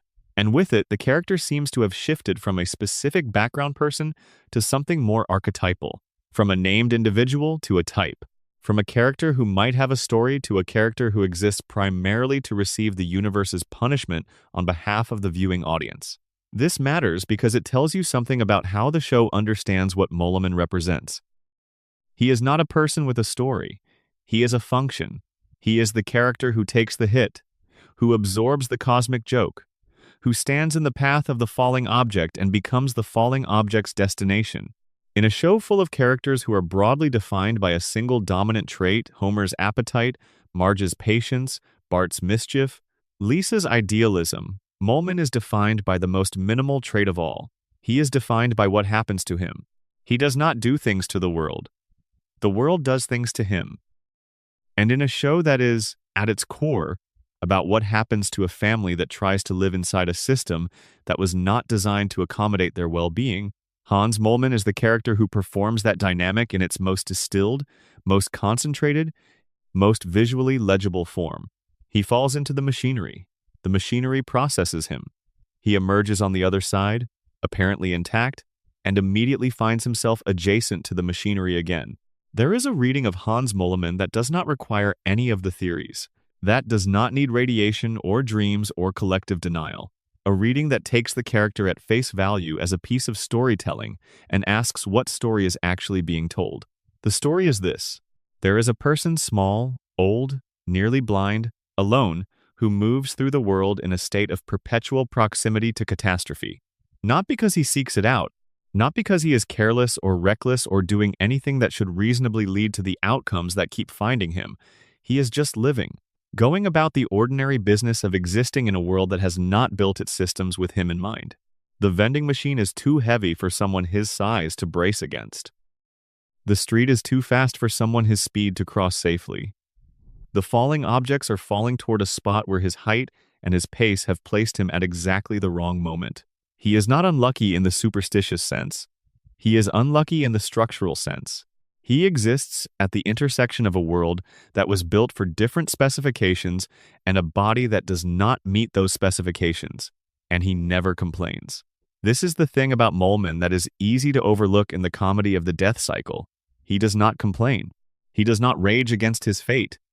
He does not even, as far as the show ever shows us, question whether the pattern of his experience is normal. He just shows up again, ready for whatever the universe has prepared for him next. There is a name for this in clinical literature. Helplessness that has been learned through repeated experience of uncontrollable outcomes. The gradual internalization of the lesson that effort does not affect result. That there is no relationship between what you do and what happens to you. That the world operates according to forces that your actions cannot influence. Hans Moleman has been learning that lesson for the entire run of the show. And his response, his quiet, resigned, unprotesting response to a fate that by any reasonable standard is extraordinary, in its cruelty is the saddest thing in the background of one of the most beloved comedies in the history of television. The show does not ask you to notice it. It is simply there, in the background, small and brown and always just slightly in the wrong place. Expansion C for Section 4, Ned Flanders. Additional 1,800 words. Let's spend some time with the specific relationship between Homer and Ned, because it is one of the most complexly constructed relationships in the show, and it is not usually analyzed with the depth it deserves. Homer and Ned have lived next door to each other for the entirety of the show's run. 36 years of proximity, 36 years of the fence between their properties being the most loaded piece of suburban infrastructure in the history of animation. The fence is important. It is almost always present in the scenes between them. It is always there between the lawnmowers, between the morning waves, between the conversations that start friendly and drift into the specific discomfort that defines their dynamic. The fence is simultaneously the boundary that keeps them from being too close and the structure that keeps them from fully separating. They cannot get away from each other. The fence keeps them at exactly the distance that produces the maximum discomfort in both directions. For Homer, Ned represents everything Homer has not achieved. The discipline, the physical fitness, the financial responsibility, the successful parenting, the grace under pressure, all of it sits on the other side of the fence in cheerful, infuriating abundance. Every interaction with Ned is an implicit commentary on Homer's failures. Not because Ned makes it so Ned is careful, in his programmed way, to never be consciously unkind, but because the simple fact of Ned's existence next door to Homer's existence is a daily measurement of the gap between the life Homer lives and the life Homer might have lived. And for Ned, Homer represents something more complicated. Homer is, by every metric that Ned's value system would endorse, a worse person than Ned. He is less disciplined, less faithful, less conscientious, less generous, less reliable, less everything that Ned's conditioning has trained him to value and to be. And Homer is happier. Not consistently happier. Homer has his catastrophes and his miseries and his moments of genuine despair. But in a baseline, resting state way, Homer exists with a kind of ease that Ned cannot access. Homer does not carry the weight that Ned carries. Homer does not maintain the performance. Homer does not have something underneath the surface that needs constant, vigilant suppression to prevent it from emerging. Homer is himself, completely and without effort, and the self he is chaotic, greedy, impulsive, selfish, wildly inconsistent does not generate the internal conflict that Ned's self generates every day. The conditioning makes Ned better than Homer on every external metric. The conditioning makes Ned more miserable than Homer in every internal one. The God question is the one that Ned cannot escape and the show cannot fully resolve. Within the show's canonical universe, God exists. The show has established this directly and repeatedly. God has appeared to Homer. God has spoken to Homer. God has engaged with Homer's life in ways that imply ongoing divine interest in at least one specific resident of Springfield. Ned prays every day. The prayers are not answered, not in the sense of a voice speaking back, not in the sense of events arranging themselves in ways that suggest divine response. Ned prays, and the world continues to produce the outcomes it produces regardless of the prayer. Maud dies. The house is destroyed. Homer keeps doing the things Homer does, and Ned keeps praying, keeps going to church, keeps maintaining the relationship with a God whose existence the show has confirmed and whose attention is apparently directed elsewhere. This is a theological problem that the show has created for itself and cannot cleanly resolve. If you take the show's universe seriously and the fan theories ask you to, that is the entire premise of this ranking, then God ignoring Ned is not an accident or an oversight. It is a choice. Within the universe of the show, there is a divine intelligence who has chosen to engage with Homer and not with Ned. And the question is, why? The most cynical answer is the one the show seems to endorse through its structure, if not through explicit statement. God in the Simpsons universe is not just. God in the Simpsons universe is responsive to audacity rather than virtue. Homer gets divine attention because Homer demands it, because Homer is ridiculous and loud and impossible to ignore, because Homer's relationship with the universe is fundamentally demanding rather than deferential. Ned's relationship with God is deferential. Ned approaches his faith from a posture of submission, of patience, of willingness to accept whatever comes as part of a plan he trusts without requiring it to be explained to him. And the divine intelligence, whatever it is within the show's universe, does not respond to that. It responds to Homer. The man who throws a donut at the reactor core, the man who fakes his own death to avoid working on a Saturday, the man who is, by any metric that Ned's value system would recognize, the last person who should be receiving divine conversation. The show has never resolved this tension because resolving it would require the show to make a statement about the nature of its universe's moral structure that it is not willing to make directly. But the tension is there. It is visible. It has been visible for 36 years, in every episode where Ned prays and nothing happens, in every episode where Homer stumbles into a miracle and receives it with exactly the casual entitlement that the universe apparently rewards. The darkest version of the Ned Flanders theory is not that the conditioning will eventually fail. The conditioning has held for decades. It will probably continue to hold. The darkest version is that it will hold forever. That Ned will continue to perform goodness indefinitely, for as long as the show runs, in a universe that has made clear it does not reward goodness.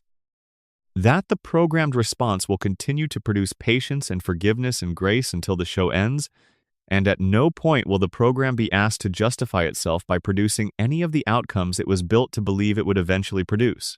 Ned's faith says that if you do the right things, eventually the universe reflects them back. The show's universe says no. And the gap between what Ned's faith promises and what the show's universe delivers is the space where everything interesting about Ned Flanders lives. Expansion D for Section 5. Predictions additional 1,600 words. The most interesting thing about the prediction phenomenon is not the predictions themselves. It is the audience's response to the predictions. When a Simpsons clip is shared online with the caption, "The Simpsons predicted this," the response is not primarily intellectual. It is not primarily about the question of whether prediction is the right word, or whether coincidence is a better word, or whether the statistical argument for volume and confirmation bias fully accounts for the specificity of some of the examples. The response is emotional. It is a feeling, and the feeling is a complex one. There is delight in it. There is the pleasure of pattern recognition, of finding a connection between two separated things, of having the satisfying click of two puzzle pieces that turn out to fit. That feeling is real and it is pleasant, and it is available regardless of whether the explanation for the connection is supernatural or statistical.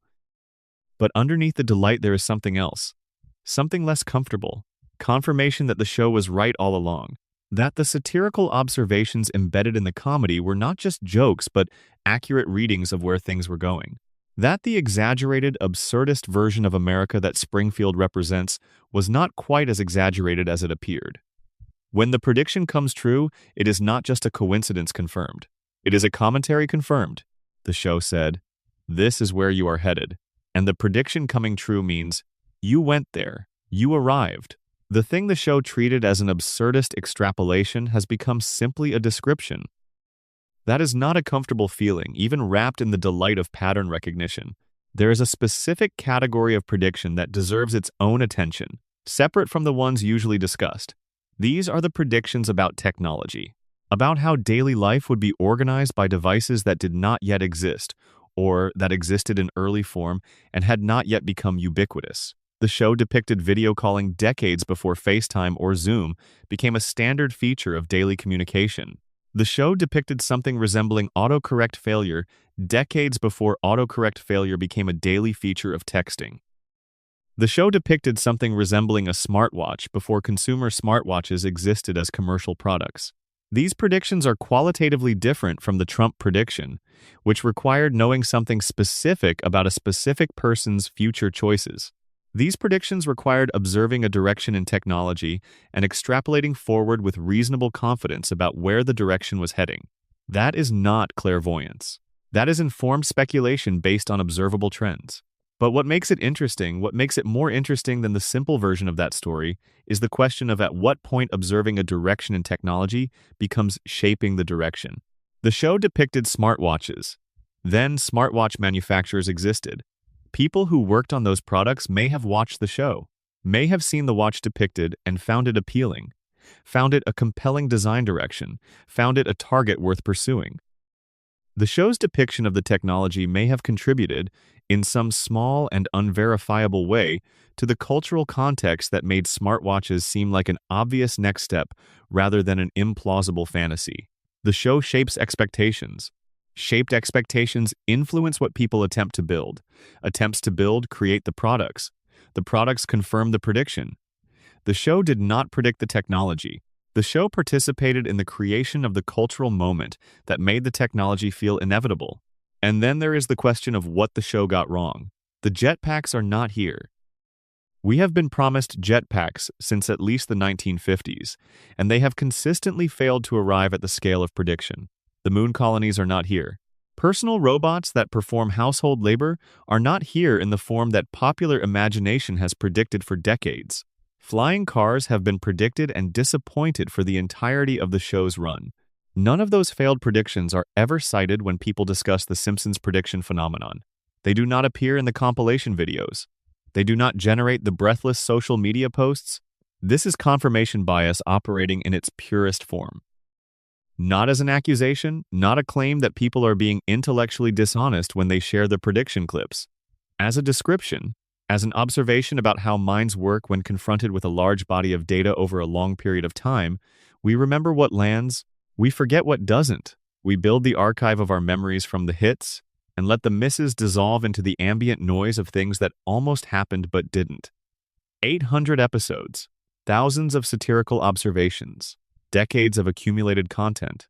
Some of it lands. Some of it will always land, simply by the mathematics of volume meeting history. and the landed pieces are the ones we share.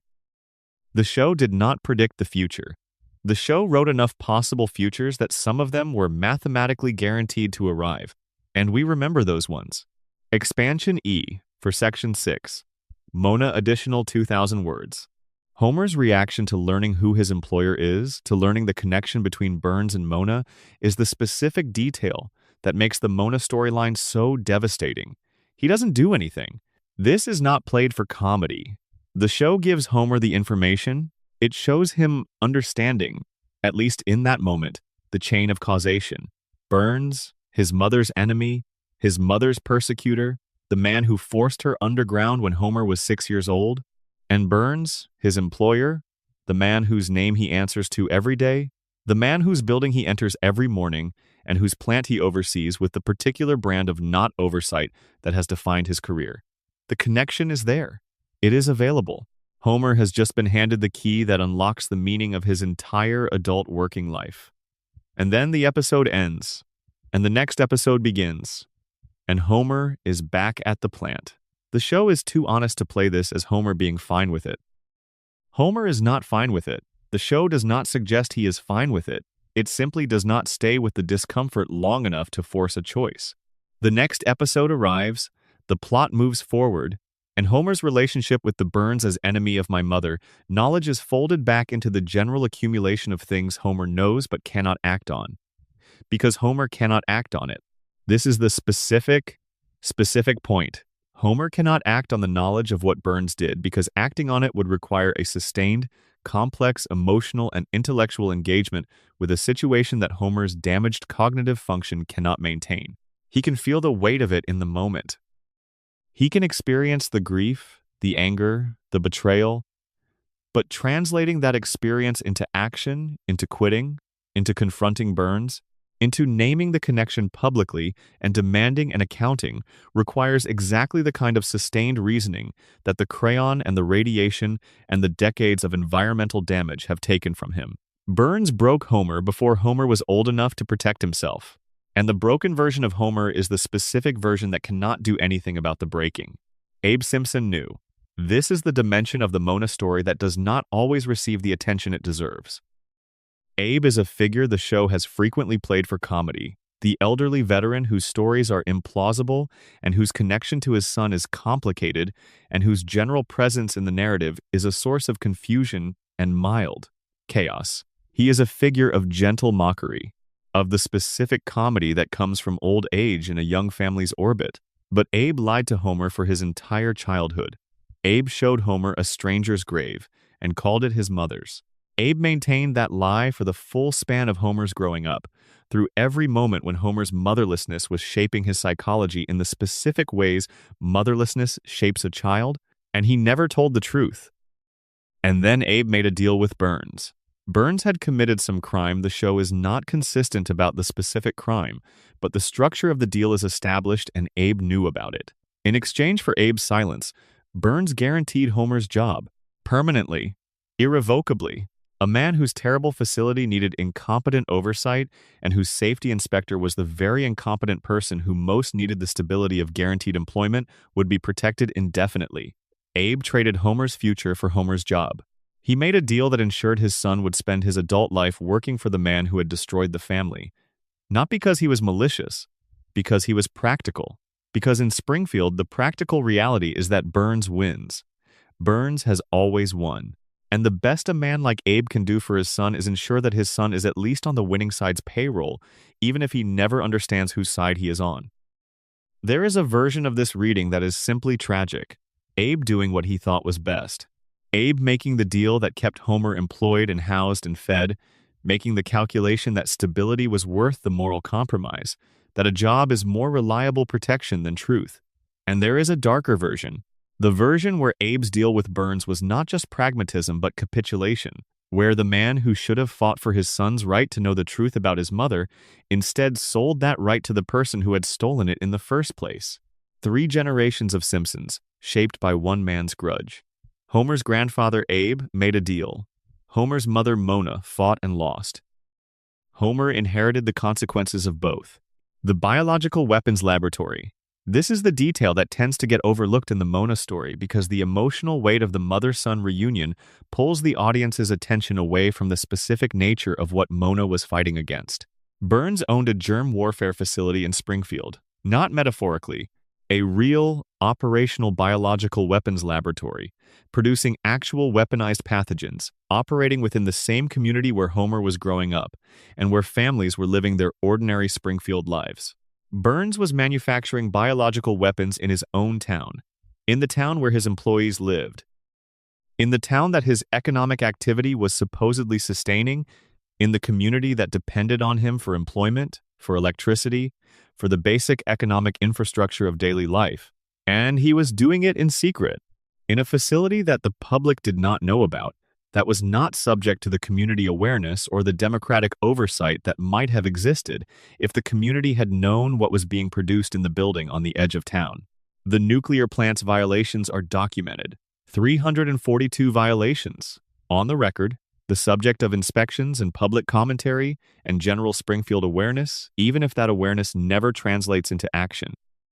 The plant's dangerousness is an open secret. The biological weapons laboratory was a closed secret. Mona found out. She acted on what she found out.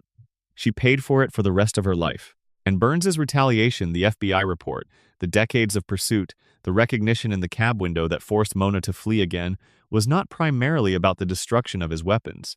Burns had resources. He could rebuild the laboratory. He could acquire more biological material. He could continue his weapons program from a different facility. The retaliation was about the principle, about the specific unacceptability of someone knowing what Burns was doing and acting to stop it, about the message that needed to be sent to anyone else in Springfield who might be thinking about looking too closely at what the richest man in town was doing in buildings the public was not allowed to enter. Mona was made an example, not for the specific group of activists she was part of, for everyone, for the entire town. For every person who might someday think that the most powerful person in Springfield was someone who could be checked or challenged or held to account. The message was, "We will pursue you for 27 years if necessary. We will pursue you until you cannot come home, even when your son believes you are dead." Homer's mother was destroyed not because she did something unforgivable. She was destroyed because she did something that Burns could not allow to be done unpunished. She saw what he was doing. She tried to stop it. And she was made to disappear so that no one else would try. Expansion F for Section 7. Maggie, additional 1,800 words.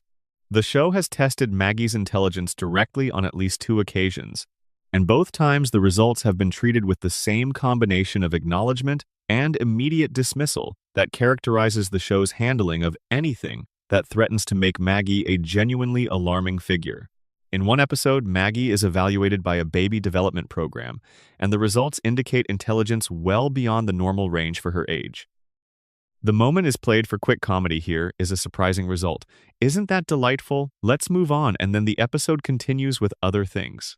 In another context, Maggie's problem-solving in a situation involving danger to her family is observed by an adult who registers surprise and then immediately returns to the business of the plot. The show registers Maggie's capability and then looks away. Systematically, every time. This is worth thinking about carefully, because it is not simply a production choice or a storytelling convenience. It reflects something specific about how the show has decided to manage this character's relationship with the main narrative. If the show allowed Maggie's intelligence to be properly registered, if an episode allowed an adult character to fully process what Maggie is demonstrating and to carry that awareness forward into subsequent scenes, it would change the show fundamentally. It would require the family to relate to Maggie differently, to see her differently, to understand that the member of their household they have been treating as the least capable is, by a significant margin, the most. The show cannot do that. Maggie's power depends entirely on her invisibility. Her effectiveness depends entirely on no one paying her the sustained attention that her actions deserve. If Homer and Marge genuinely understood what their youngest child is capable of, the dynamic that the show has maintained for 36 years would collapse. So the show registers it and looks away every time. There is a temporal element to Maggie's story that is rarely discussed. Maggie is, in certain ways, the character who has been in Springfield the longest. Not in calendar years, all of the main characters have technically been present for the same 36 years. But in terms of her relationship with time, Maggie occupies a unique position. Homer ages about his life in his mind, even if his body does not age. He has memories that span decades, however incoherently organized. Lisa has a personal history. Bart has a personal history. The adult characters have pasts and backstories and reference points across the timeline of their lives. Maggie has been 1-year-old since the beginning of the show. She has no accessible past beyond what a 1-year-old would have. She has no childhood to reference, no growing up experience to look back on. She exists, perpetually, at the very beginning of conscious experience, and yet she has been watching and processing and learning for 36 years. What does it mean to watch the world for 36 years from within the cognitive constraints of a 1-year-old's body and the cognitive capacity of something far beyond what that body should be capable of? Maggie has not grown up. She has only grown more. Every episode, every event, every piece of information about Springfield and its people and its systems and its dynamics, all of it has been absorbed and cataloged and cross-referenced by a mind that the floating timeline has given decades of data and denied any socially recognized means of expressing what it has done. With that data, she has been watching since the beginning. She has the longest memory in Springfield, locked inside the body of a child who cannot speak. The relationship between Maggie and Mr. Burns is underexplored in most discussions of both characters, and yet it is one of the most interesting dynamics in the show's history. Burns was shot by Maggie, depending on which version of the shooting mystery you accept. Either way, a direct and violent connection exists between them.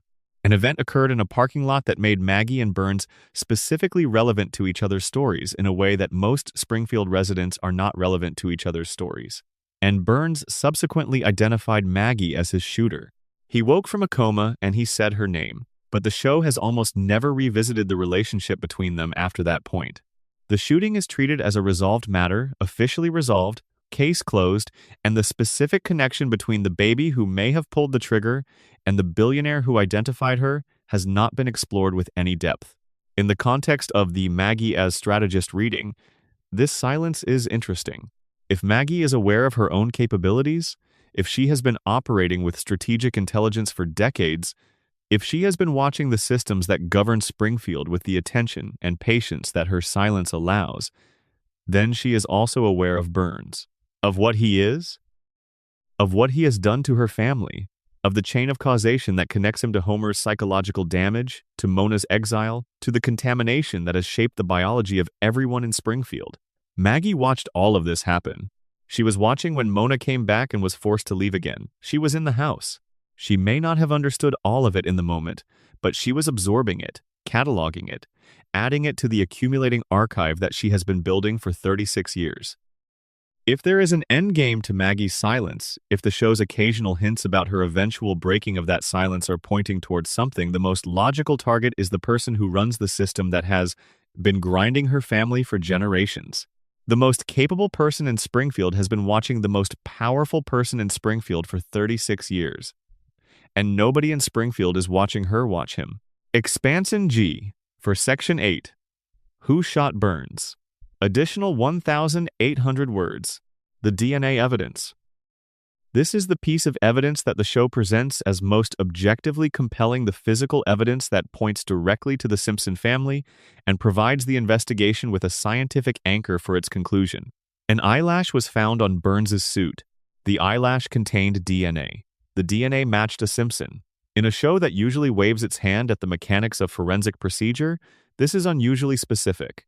The show gave the investigation a piece of physical, scientific evidence that modern forensics could theoretically evaluate.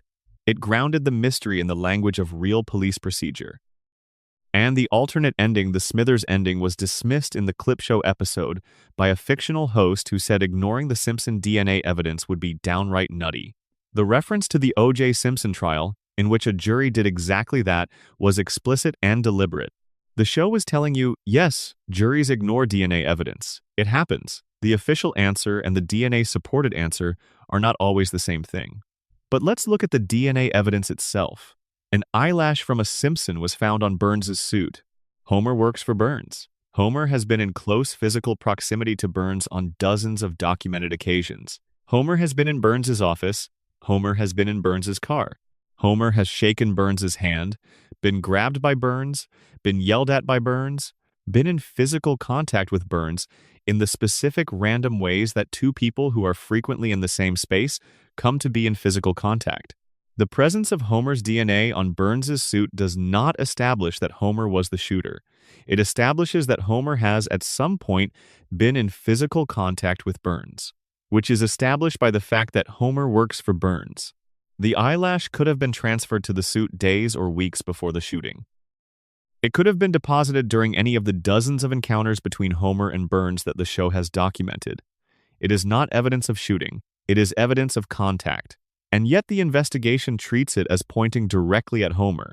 The investigation in this case was, in the most charitable reading, significantly below the standard that the evidence required.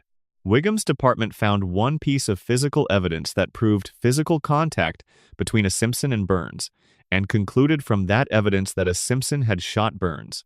The logical gap between those two conclusions is significant, and the show is aware of it. Let's revisit Burns's state of mind. He had just been shot. He was in a coma for an extended period. He woke up in a hospital room with a bullet wound in his body and a brain that had been unconscious for weeks. And this is the person whose testimony is treated as definitive. Burns woke up and identified Maggie. He described an encounter in the parking lot.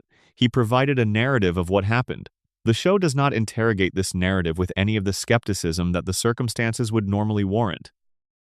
A man waking from a coma with a gunshot wound, asked to identify his attacker, providing testimony about events that occurred immediately before he lost consciousness. This is not the clearest-headed witness the investigation could have found.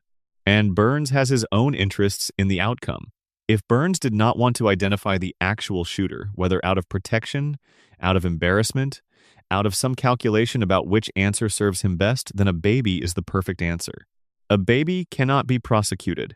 A baby cannot testify. A baby cannot be imprisoned or fined or publicly disgraced. Identifying a baby as your shooter resolves the legal question while effectively ending the investigation, because there is nothing actionable to do with the conclusion.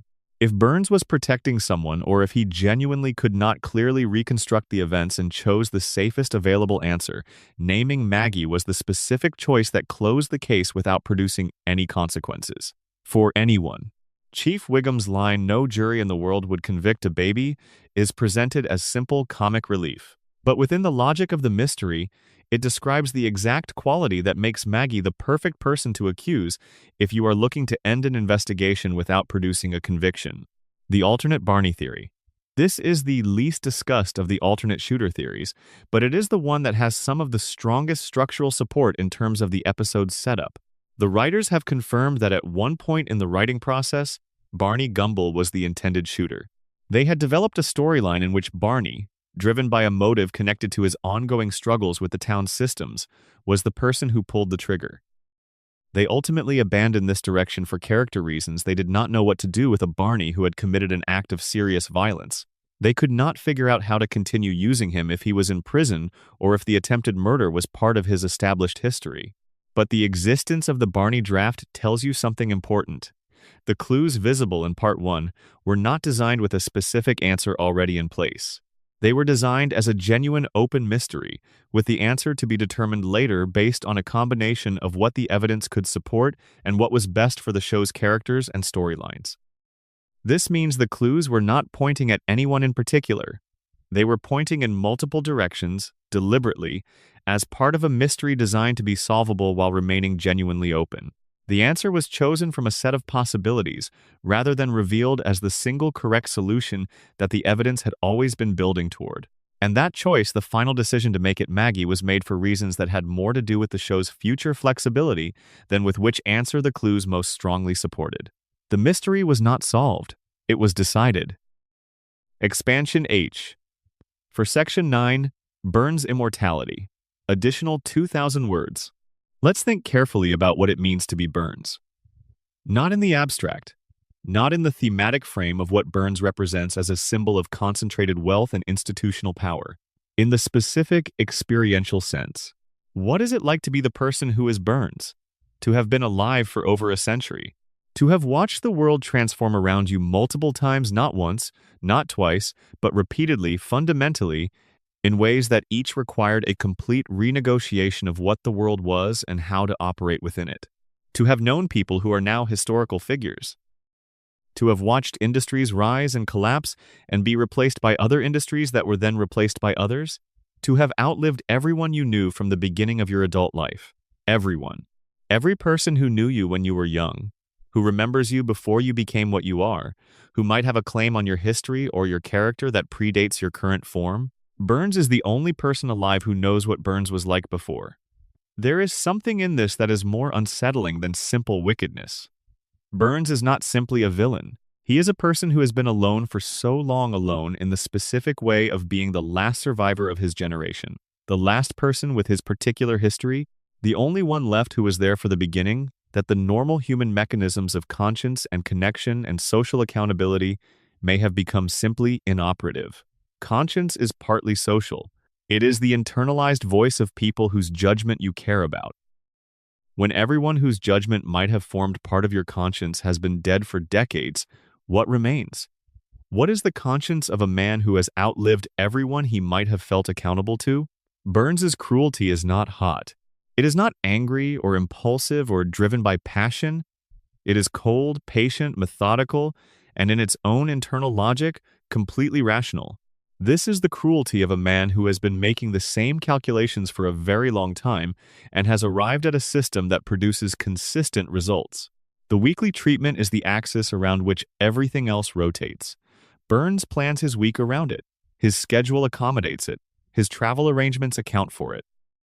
His entire professional and social calendar is organized around the non-negotiable requirement of that 7-day appointment. Think about what that does to a person over time.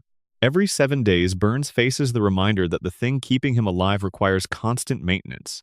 That without intervention, without the specific, precise, expertly administered treatment, he would be dead within a week.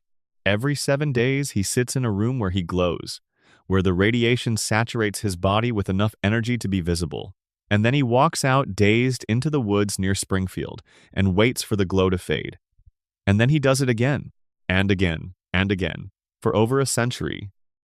The psychological texture of the grinding, relentless, weekly confrontation with the fact of your own managed mortality is not something the show has ever explored. The show treats the treatment as a comedy element, as part of the Springfield Files joke, as a throwaway piece of backstory that explains a particular mystery and then recedes. But it is not funny. To be alive because you have built a system that keeps you alive, and to know that the system is always one missed appointment away from failing that is not freedom, that is a different kind of captivity. Not the captivity of being locked in, the captivity of being locked to. Burns cannot go more than 7 days without the treatment. He cannot take a vacation that lasts longer than a week. He cannot disappear for any extended period. He cannot be ill for more than a few days without the illness potentially interfering with the treatment schedule. He cannot be hospitalized without ensuring that the treatment can follow him to the hospital. He has built a prison that keeps him alive. The most interesting question about Burns's immortality is not how he has achieved it. The show has given us enough pieces to assemble a reasonable picture of the mechanism. Radiation treatments, managed disease equilibrium, extraordinary wealth providing access to medical infrastructure and pharmaceutical resources unavailable to ordinary people. The most interesting question is what Burns wants to do with the extended lifespan. He runs the plant, he maintains his empire. He executes his schemes, accumulates his victories, adds to a fortune that has been growing for over a century, and is already beyond the scale that any single human lifetime of spending could deplete. But to what end? Burns has no children, no obvious heirs, no personal relationships that appear to be sources of genuine warmth or connection.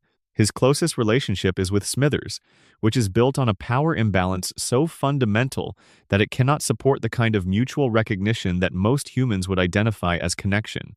What is Burns building toward? The show has never answered this question. Burns executes plans. Burns achieves goals. Burns accumulates and maneuvers and wins. But the plans and goals and accumulations are not building toward a stated end.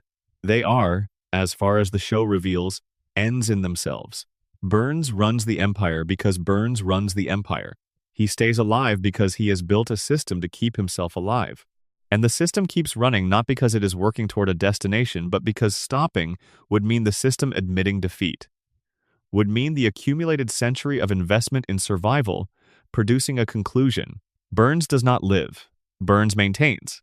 Expansion 1 for Section 10, Homer Coma.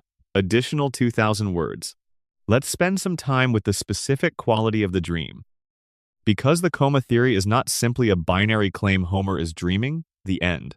The theory has a texture, an emotional character, a specific kind of dream it is proposing. And understanding that texture makes the theory more than just a clever structural explanation. It makes it the most genuinely moving reading of the show that exists.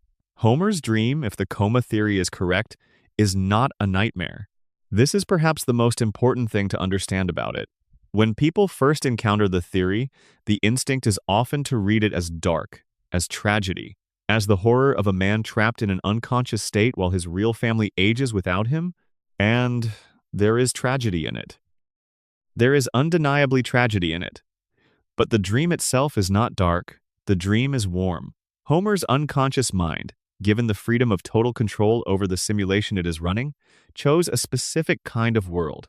Not a world where he is powerful or famous or respected or rich. A world where he has his family, where the beer is cold and the couch is comfortable, and Bart is doing something mischievous, and Lisa is playing something beautiful, and Marge is in the kitchen, and Maggie is in the living room, and the house is intact and nobody is leaving. The dream Homer chose, or the dream his brain settled into, is the dream of a man who knows what he has and is terrified of losing it. A man who, at the deepest level, wants nothing more complicated or more grand than the specific warmth of this specific family in this specific house. Every episode is a variation of that wish. Every adventure Homer goes on, every ridiculous scheme, every impossible event in the coma reading, all of it circles back to the same home. Homer always returns. The show always ends with the family intact. The couch is always there. The credits always roll and everything is fine. Because in the dream, Homer needs it to be fine. He needs it more than he needs anything else. He built the dream to be fine, and the dream obliges him. Every episode, every reset, every time the impossible thing is somehow resolved before the credits. The deterioration of the dream. One of the coma theory's most compelling structural arguments is the pattern of the show's content over time. Not just that things got stranger after season 4, the specific direction of the strangeness. In the earlier post-coma seasons, the dream is coherent. The plots are impossible by any realistic standard, but they follow internal logic. The characters behave consistently. The emotional stakes feel real even when the circumstances are fantastical. The dream in these years is the dream of a brain that is still, relatively speaking, intact. As the show progresses, as the years of the coma extend, as the brain lying in the hospital bed absorbs more damage, as the 5% lost in the initial coma is joined by subsequent percentages lost through the normal deterioration of an unconscious brain, deprived of the feedback and maintenance of conscious experience, the dream becomes less coherent. The plots become more episodic, more disconnected from each other, more resistant to the kind of narrative logic that earlier seasons maintained. Characters behave in ways inconsistent with their established personalities, and the show acknowledges this through meta-humor rather than explaining it. The emotional stakes feel thinner.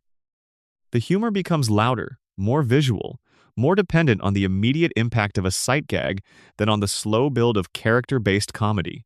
The dream is degrading, not suddenly, not dramatically. Slowly, incrementally, episode by episode, across 36 years. The brain in the hospital bed is losing its capacity to maintain the simulation at the level of fidelity it achieved in the early years. The characters are still there. The house is still there. The family is still intact. But the resolution is lower.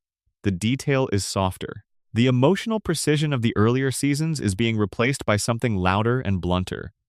Critics of the show have noticed this.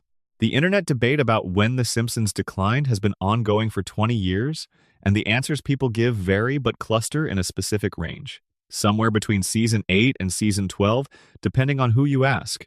The decline is real and observable by almost any metric.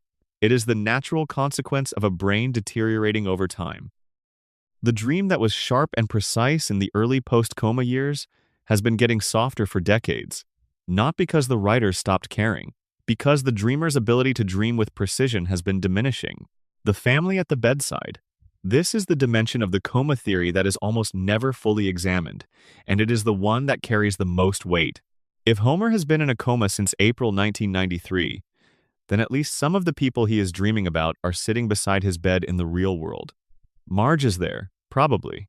In the real world, Marge would be aging, would be watching her children grow up without their father present, would be navigating the specific, impossible grief of a spouse who is alive but unreachable, who is breathing and warm but not there, would be making decisions about her own life and her children's lives without the partner she built those lives with.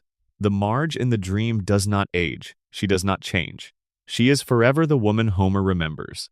The woman at the last moment he was conscious, patient, blue-haired, devoted, fixed at the version of herself that his memory can sustain. The real Marge is 36 years older. Bart would be in his mid-40s now, in the real world. If the coma began in April 1993 and Bart was 10 years old, Bart is now a middle-aged man. He has a life that his father does not know about, a history his father has not witnessed. He is not the 10-year-old in the dream. He is someone else entirely, someone who has grown and changed and become a person rather than a child. The dream Bart is still 10, still mischievous, still Homer's boy. The real Bart is standing somewhere in the real world, probably, possibly still visiting the hospital, possibly having stopped visiting years ago, having made peace with his father's absence in whatever way peace is available. Homer does not know any of this. The dream keeps him from knowing it. Every episode, every scene where Bart is 10 and Homer ruffles his hair and calls him boy in the coma reading, that is a father loving a version of his son that he cannot let go of. Holding on to the last image he has, refusing to let the dream move forward because moving forward means acknowledging that time has passed and he was not there for it. The show that the internet calls lazy for not letting its characters age? In this reading, it is the most heartbreaking kind of loyalty. Expansion J, for Section 11, Radiation. Additional 2,500 words. Let's talk about what it means to be yellow. Not the production explanation. Not the story about how the producer wanted something that would look distinctive on television sets with color bleeding issues, something that would immediately identify the show to viewers flipping through channels. That story is well documented and probably true. The in-universe explanation? Within the logic of Springfield, within the world where these people live, where the events of the show take place, where the nuclear plant sits on the hill and the water runs through the pipes and the air carries whatever the cracked cooling towers release into it, what does it mean that every single person in this town has yellow skin? Yellow skin? This is not a natural human skin tone. There are warm tones and olive tones and rich brown tones and pale tones across the full biological spectrum of human skin. There is no yellow tone. Yellow skin, in real human biology, is associated with specific medical conditions. With jaundice, which indicates problems with liver function or bile processing, with certain forms of anemia, with specific vitamin deficiencies, with conditions that affect the way the body processes and distributes compounds through its biological systems. Yellow skin is a symptom.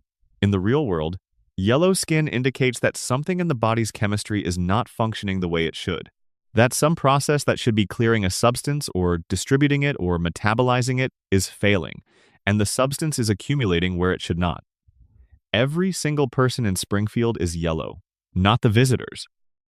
The visitors from outside Springfield are drawn with the more natural skin tones of real human diversity. When characters from the outside world enter Springfield, they do not have yellow skin. They look, within the show's visual vocabulary, like people whose bodies are not doing the specific thing that makes Springfield's residents yellow. But everyone who has been in Springfield, who has been drinking the water and breathing the air and living under the shadow of those cooling towers is yellow, all of them. In the real world, if you walked into a town where every single resident had yellow skin, and the town had a nuclear power plant with 342 safety violations and documented radioactive waste in the water supply, you would draw a very specific conclusion. The generational dimension. The contamination theory does not only explain the first generation of Springfield residents, It explains what happens to the children born in Springfield to parents who have already been living in the contaminated environment for years. Homer and Marge both worked at the nuclear plant before their children were born. Both were exposed to the facility, its violations, its leaking radiation. Their biology was being altered by that exposure before any of their children existed. Their children Bart, Lisa, Maggie were born with parents whose genetic material had already been modified by years of radiation exposure. They were then themselves immersed in the contaminated environment from birth. They grew up drinking the water and breathing the air and living in the same irradiated space that had already altered their parents. The mutations compound. This is a real phenomenon in radiation biology. The effects of radiation exposure do not simply affect the individual who is exposed. They affect the genetic material that individual passes on. Subsequent generations, born to parents with radiation-modified genetics and themselves immediately immersed in the contaminated environment, may show more pronounced effects than the original generation. If the first generation exposed to Springfield's contamination showed the effects we see: the yellow skin, the bulging eyes, the four fingers, the various biological deviations from normal human anatomy, what does the third or fourth generation look like? The floating timeline prevents us from seeing this. Springfield's children never grow up to have children of their own, at least not within the show's main continuity. But the show has occasionally flash-forwarded to possible futures where the Simpson children are adults, and in those futures they look like Springfield residents, like their parents, like their neighbors, like everyone else who has grown up inside the contamination zone. The mutation is stable. It is not getting worse across generations, at least not visibly, but it is not improving either. The contamination has reached a new baseline biology for Springfield. This is what Springfield humans look like now. 4 fingers, yellow skin, bulging eyes, bodies that can absorb punishment that would kill ordinary humans and recover from it. This is the new normal, and nobody in Springfield, looking around at all the yellow faces and 4-fingered hands, thinks to ask why this is the normal. The immunity dimension. One of the most frequently cited pieces of evidence for the radiation theory is Homer's physical resilience, his ability to survive things that should kill him, his healing rate, his pain tolerance. But this deserves more careful examination than it usually receives. Homer's resilience is not consistent. He is not simply immune to physical damage. His resilience is specific and patterned in ways that are more consistent with radiation-induced biological modification than with simple cartoon invulnerability. He survives blunt force trauma better than any real human should. Falls from heights, being struck by vehicles, physical beatings, these produce less damage than they should, and he recovers from them faster than he should. He is less resilient to certain other categories of harm. There are episodes where he is genuinely incapacitated by illness, where he is genuinely affected by chemical exposure or psychological stress or the kinds of harm that his radiation-modified physical resilience cannot simply overcome. The pattern suggests not universal invulnerability, but specific, targeted modification. The radiation has altered certain of Homer's biological systems in ways that make him resistant to particular categories of physical damage, while leaving him normally vulnerable in other areas. This is consistent with what radiation biology would predict. Radiation exposure does not produce uniform biological effects. It alters different systems in different ways depending on the dose, the type of radiation, the duration of exposure, and the specific genetic profile of the person exposed. Homer's specific pattern of resilience, strong against impact, weaker against chemical or biological harm, is the kind of specific, asymmetric result that you would expect from decades of occupational exposure to a particular kind of radiation in a particular kind of facility. He is not a cartoon character who bounces back from everything. He is a human being whose biology has been specifically altered by the specific kind of radiation he has spent his adult life working in proximity to. The awareness question. Does Burns know what the plant is doing to the town? The show has given us, across dozens of episodes, a comprehensive picture of what Burns knows and does not know about his own facility. And the evidence, assembled honestly, points in one direction. Burns knows everything, not through some supernatural omniscience. Through the normal mechanisms available to a person with his resources and his intelligence and his specific personal stake in the question. Burns is personally dependent on managing radiation's effects in his own body. He has personal physicians, personal researchers, access to medical knowledge about radiation biology that is not publicly available. He knows, at a biochemical level, what radiation does to the human body because he has been managing its effects in his own body for over a century. He funds private medical research, the specific kind of private medical research that would, as a natural byproduct, generate data about the long-term effects of the kind of radiation exposure that his own plant produces. He has, over the course of decades, watched the town change, watched the physical characteristics of its residents diverge from what human populations normally look like. Watch the three-eyed fish and the luminous rats and the specific pattern of health outcomes that you would expect to see in a population living downwind of a leaking reactor. Burns is not ignorant. Burns is not careless. Burns does not look at Springfield and fail to connect the dots. Burns looks at Springfield and is satisfied with what he sees, because the contamination serves him, not in some mustache-twirling, deliberately poisoning my own workers way. In a more structural, more insidious, more deniable way, a population with compromised cognitive function is easier to manage than one without. A community whose critical thinking has been subtly degraded by decades of environmental exposure is a community that asks fewer questions, that accepts more, that is less likely to organize effectively against the interests of the person who controls their economic lives. Homer's inability to connect the dots between Burns and his mother, his inability to sustain the kind of analytical reasoning that would allow him to act on what he knows, is not simply a personal cognitive limitation. It is the specific outcome of the specific contamination that the specific facility he works in has been producing. And it is the specific outcome that is most useful to the person who runs that facility. Burns does not need a town of geniuses. He needs a town of workers who will show up, do their jobs, not ask questions about the safety violations, not organize around the environmental contamination, not notice that the fish have 3 eyes and wonder what else has 3 eyes, that they just have not looked at closely enough. He has that town. He built it, not through deliberate poisoning, through the specific, strategic decision to allow the contamination to continue rather than remediate it, to employ the incompetent safety inspector rather than the competent one, to maintain the violations rather than correct them, to keep the cost of compliance at $56 million and keep choosing not to pay it. The contamination is not a side effect of running the plant the way Burns runs it. It is the point. Expansion K for Section 12. Floating Timeline, Outro, Additional 2,200 words. The show has made peace with the floating timeline in a way that most long-running series never manage. The standard approach for a show that has been running as long as The Simpsons is to acknowledge the inconsistency, to offer a vague meta-commentary on its own format, and to move forward. The floating timeline is acknowledged as a joke. Characters occasionally make references to how long they have been living the same life, how little things change, how the calendar moves forward while they do not. And then the episode continues. But the floating timeline in The Simpsons has accumulated a specific weight over 36 years that these occasional acknowledgments do not fully account for. In 1989, when the show began, Bart Simpson was a contemporary child. He was 10 years old in 1989, which meant he was born around 1979. The world of his childhood was the world of the early 1980s. His references, his cultural context, his specific brand of mischief, all of it was anchored to a particular moment in American cultural time.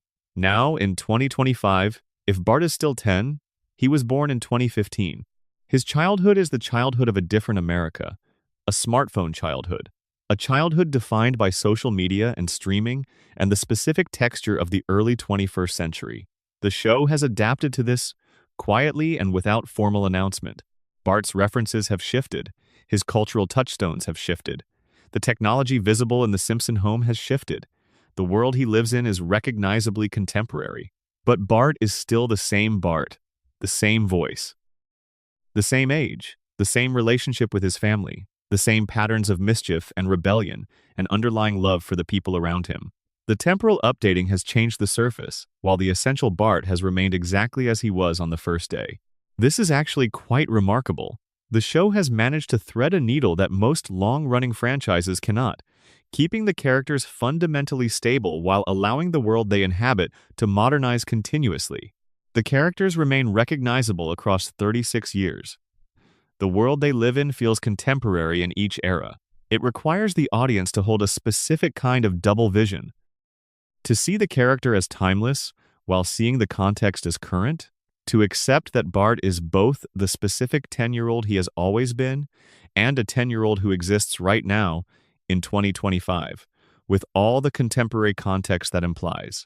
The floating timeline demands a particular kind of cognitive flexibility from its audience, and the audience, through 36 years of practice, has developed exactly that flexibility. The psychological function of the floating timeline for the audience is worth examining with some care, because the audience is not simply watching a cartoon. The audience is maintaining a relationship with a family that they have known, in some cases, for the entirety of their conscious lives.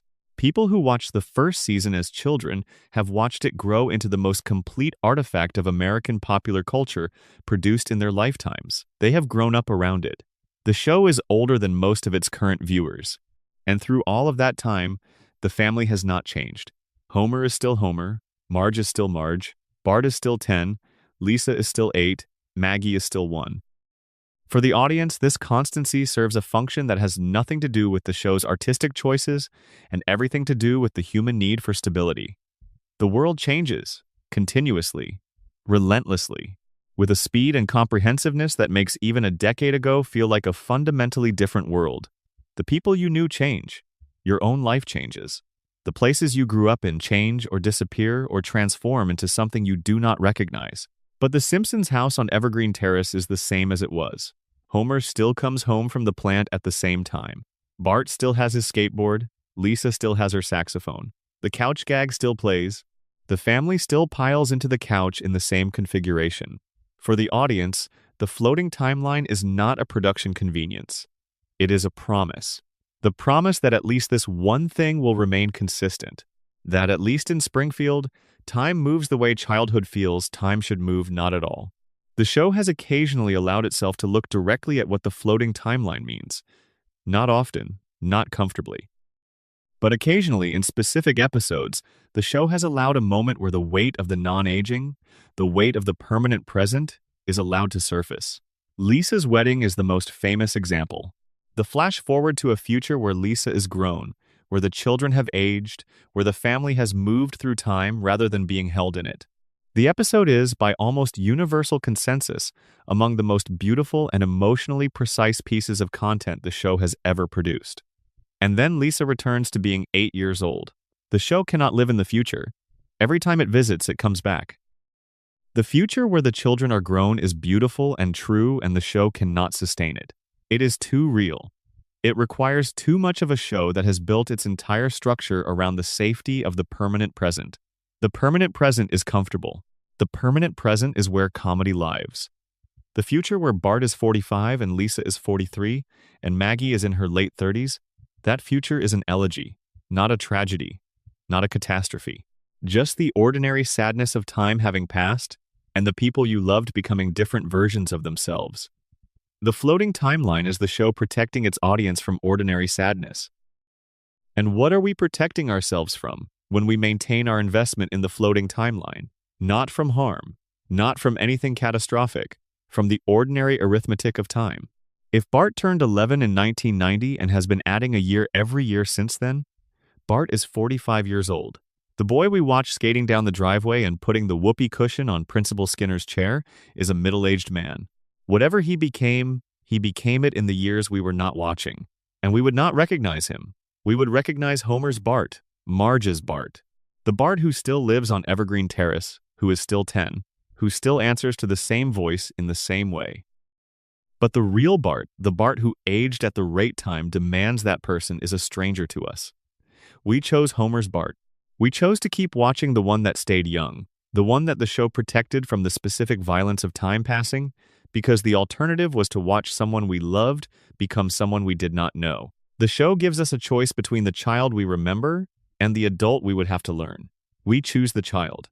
Every time we press play, every time we watch the opening credits, every time the couch gag plays and the family lands on the couch together, intact, in the same configuration, at the same ages, ready for another episode in which nothing is permanently changed and everything is eventually fine.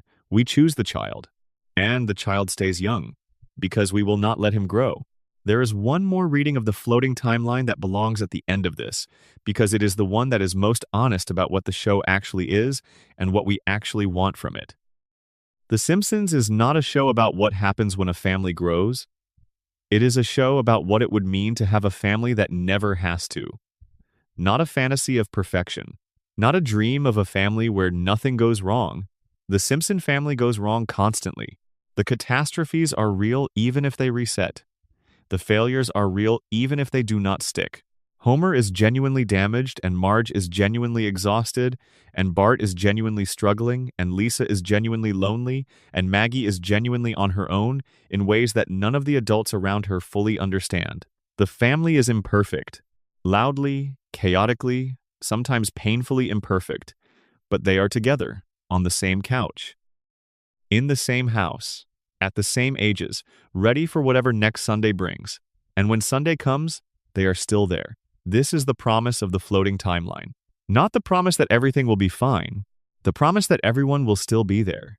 That whatever happened, however badly the week went, however deep the catastrophe of the episode reached when the credits roll and the next episode begins, the family is on the couch, together, intact, alive.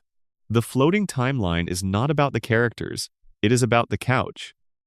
About the specific, irreplaceable, unrepeatable warmth of that particular group of people in that particular living room at that particular time of night, before anyone has to go anywhere, before anything has to end. We keep the timeline floating because we want to stay on the couch. Because we know that in the real world, you cannot stay on the couch. People leave. Children grow up. Parents get old. Houses change hands. The couch itself eventually ends up somewhere else. And the particular configuration of love and chaos and irritation and warmth that was your family at its most vivid is a configuration you will never fully recover once it has dissolved into time. The Simpsons knows this. It has always known this, and it has built a show that provides, for as long as you watch it, the specific mercy of not having to know it for the duration of the episode. For 22 minutes, for 42 minutes, for however long you press play and let the opening credits roll, and let the family land on the couch, and let Springfield be Springfield. For that long, the timeline floats. And nobody has to grow up, and nobody has to go anywhere, and the couch is still warm, and the family is still there. Additional expansion, final push to 40,000 plus words. Additional material for sections that need more depth. Additional expansion, section 3. Molman extended 800 words. The question of why we laugh at Molman is itself a mystery worth sitting with. There is something very specific happening when the steamroller goes over him and the audience laughs. Something that goes beyond the simple comic timing of an unexpected event. The laugh at Molman's death is a different kind of laugh from the laugh at Homer's dough. It is not the laugh of recognition. It is not the laugh of absurdity. It is something quieter and more uncomfortable, the specific laugh of watching something that should not be funny and finding that it is anyway. Molman's deaths are funny because he is small, because he is harmless, because he never provokes his fate or challenges it or complains about it. Because the gap between the magnitude of what happens to him and the mildness of his nature produces a specific, uncomfortable species of comedy that the show has exploited with remarkable consistency for 36 years. He falls into the machine, and the machine processes him, and we laugh because the machine is so much bigger than he is, and he never figured out how to stay away from it. And there is something in that, in the image of the small, harmless, resigned person being processed by a machine that does not see him as a person at all, that sits in the show's background with the kind of quiet weight that the comedy is specifically designed to prevent you from noticing.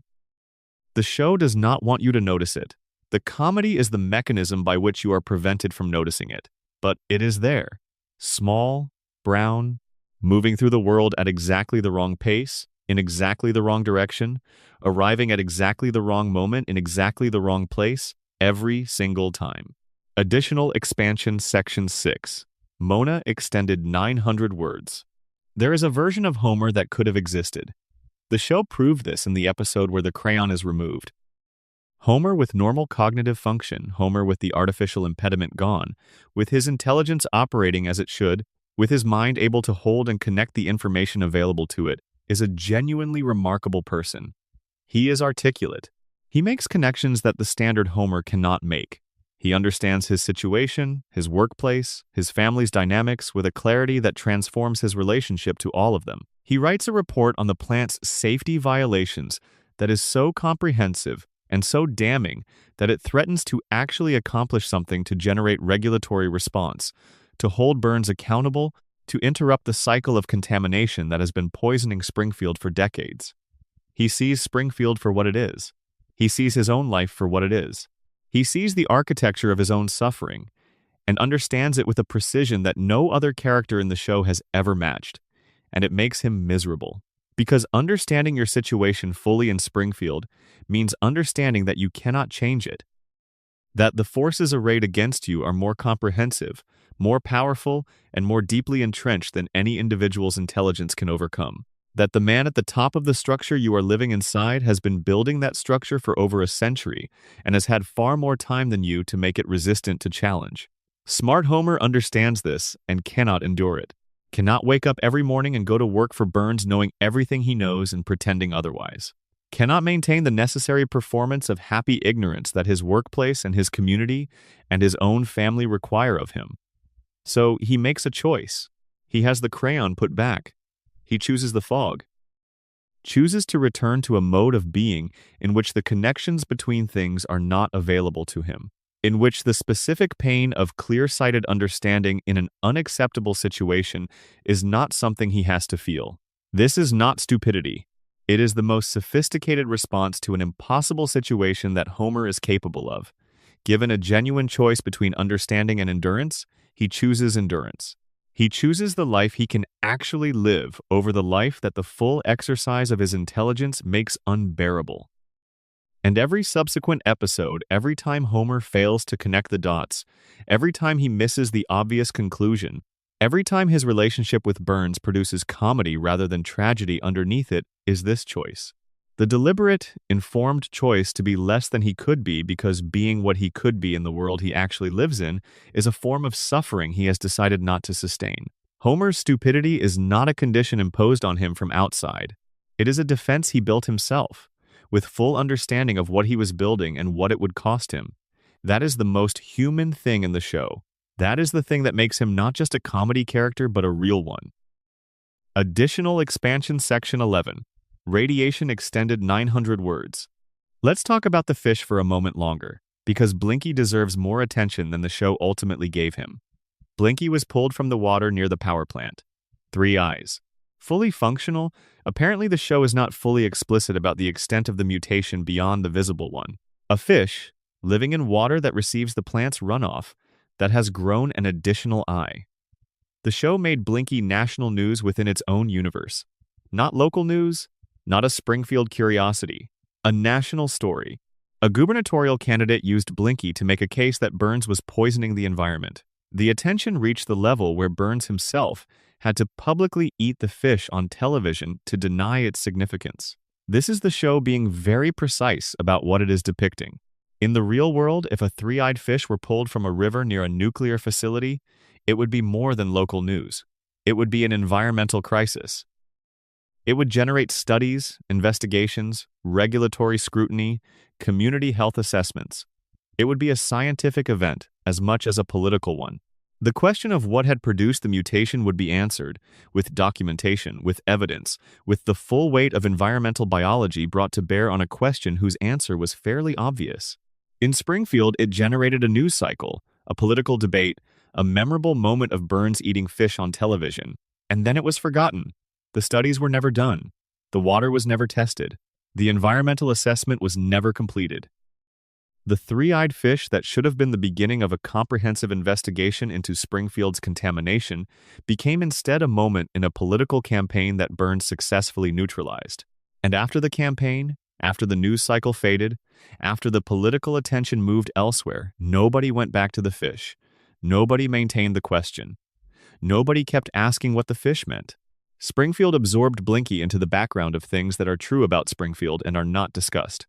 He became part of the general furniture of the town, a famous fish, a remarkable fact. Something Springfield people know about themselves the way they know about the nuclear plant and the tire fire and all the other notable features of their particular community. He became local color rather than a warning. That transformation from evidence of catastrophic environmental contamination to local color is the most perfectly distilled expression of how Springfield processes its own reality. Something impossible happens. Something that, in any normally functioning community, would generate sustained alarm and protective response. And Springfield looks at it, processes it, and reclassifies it as a normal feature of being Springfield. This is the thing that is wrong with Springfield, not any single fact. The process, the way the impossible is absorbed and normalized. The collective metabolism of a community that has learned, through decades of exposure to the impossible, to digest it without reacting. The fish has 3 eyes. That's just how things are around here. Additional expansion, Section 10. Coma extended 900 words. The question of what Homer would wake up to. If the coma ends, if the dream concludes, if the simulation finally shuts down, and Homer opens his eyes in the hospital room for the first time since April 1993, what does he find? The show has never addressed this question directly because addressing it would require the show to commit to the theory it has officially denied. But the question is available. You can sit with it, you can follow it. He would find a hospital room, probably the same hospital room in Springfield General where the vending machine landed on him 32 years ago. Or maybe not, maybe he has been moved. Maybe the facility has changed. Maybe something about his case required transfer or relocation over the decades. He would find, if he is lucky, if the people who loved him when he went under have waited a family, but not his family, not the family he has been dreaming. Not Marge, who has never aged, not Bart, who is still 10, not Lisa, who is still 8, not Maggie, who is still 1. He would find a Marge who is decades older, who has been sitting beside this bed or coming to visit this bed or making decisions about this bed for 32 years. Who has been living a life without him, not the life the dream gives her, which is organized around his presence, but a real life, a life shaped by his absence, a life that has moved forward without him in it. He would find that his children are grown, that Bart is in his 40s, that Lisa is in her 40s, that Maggie, the baby he has been dreaming as permanently 1-year-old, is in her 30s, that they have lives and histories and relationships and selves that he has had no part in forming, that he missed it, all of it. The dream was the only version of their childhood he is going to get. The show cannot commit to this. The show that has provided 32 years of episodes showing the family together and intact and available, it cannot end with the most honest version of what the theory implies. It cannot show Homer opening his eyes and being confronted with the full cost of the time the dream consumed. So it keeps dreaming. Every episode, every reset, every time the credits roll, and everything is fine. The dream keeps running because the dream is the only place where Bart is still 10 and Lisa is still 8 and Maggie is still the small one that he could hold in his arms. The dream keeps running because the alternative is waking up. And Homer has decided, in the deepest part of the unconscious mind that is running the simulation, that waking up is the one thing he cannot do.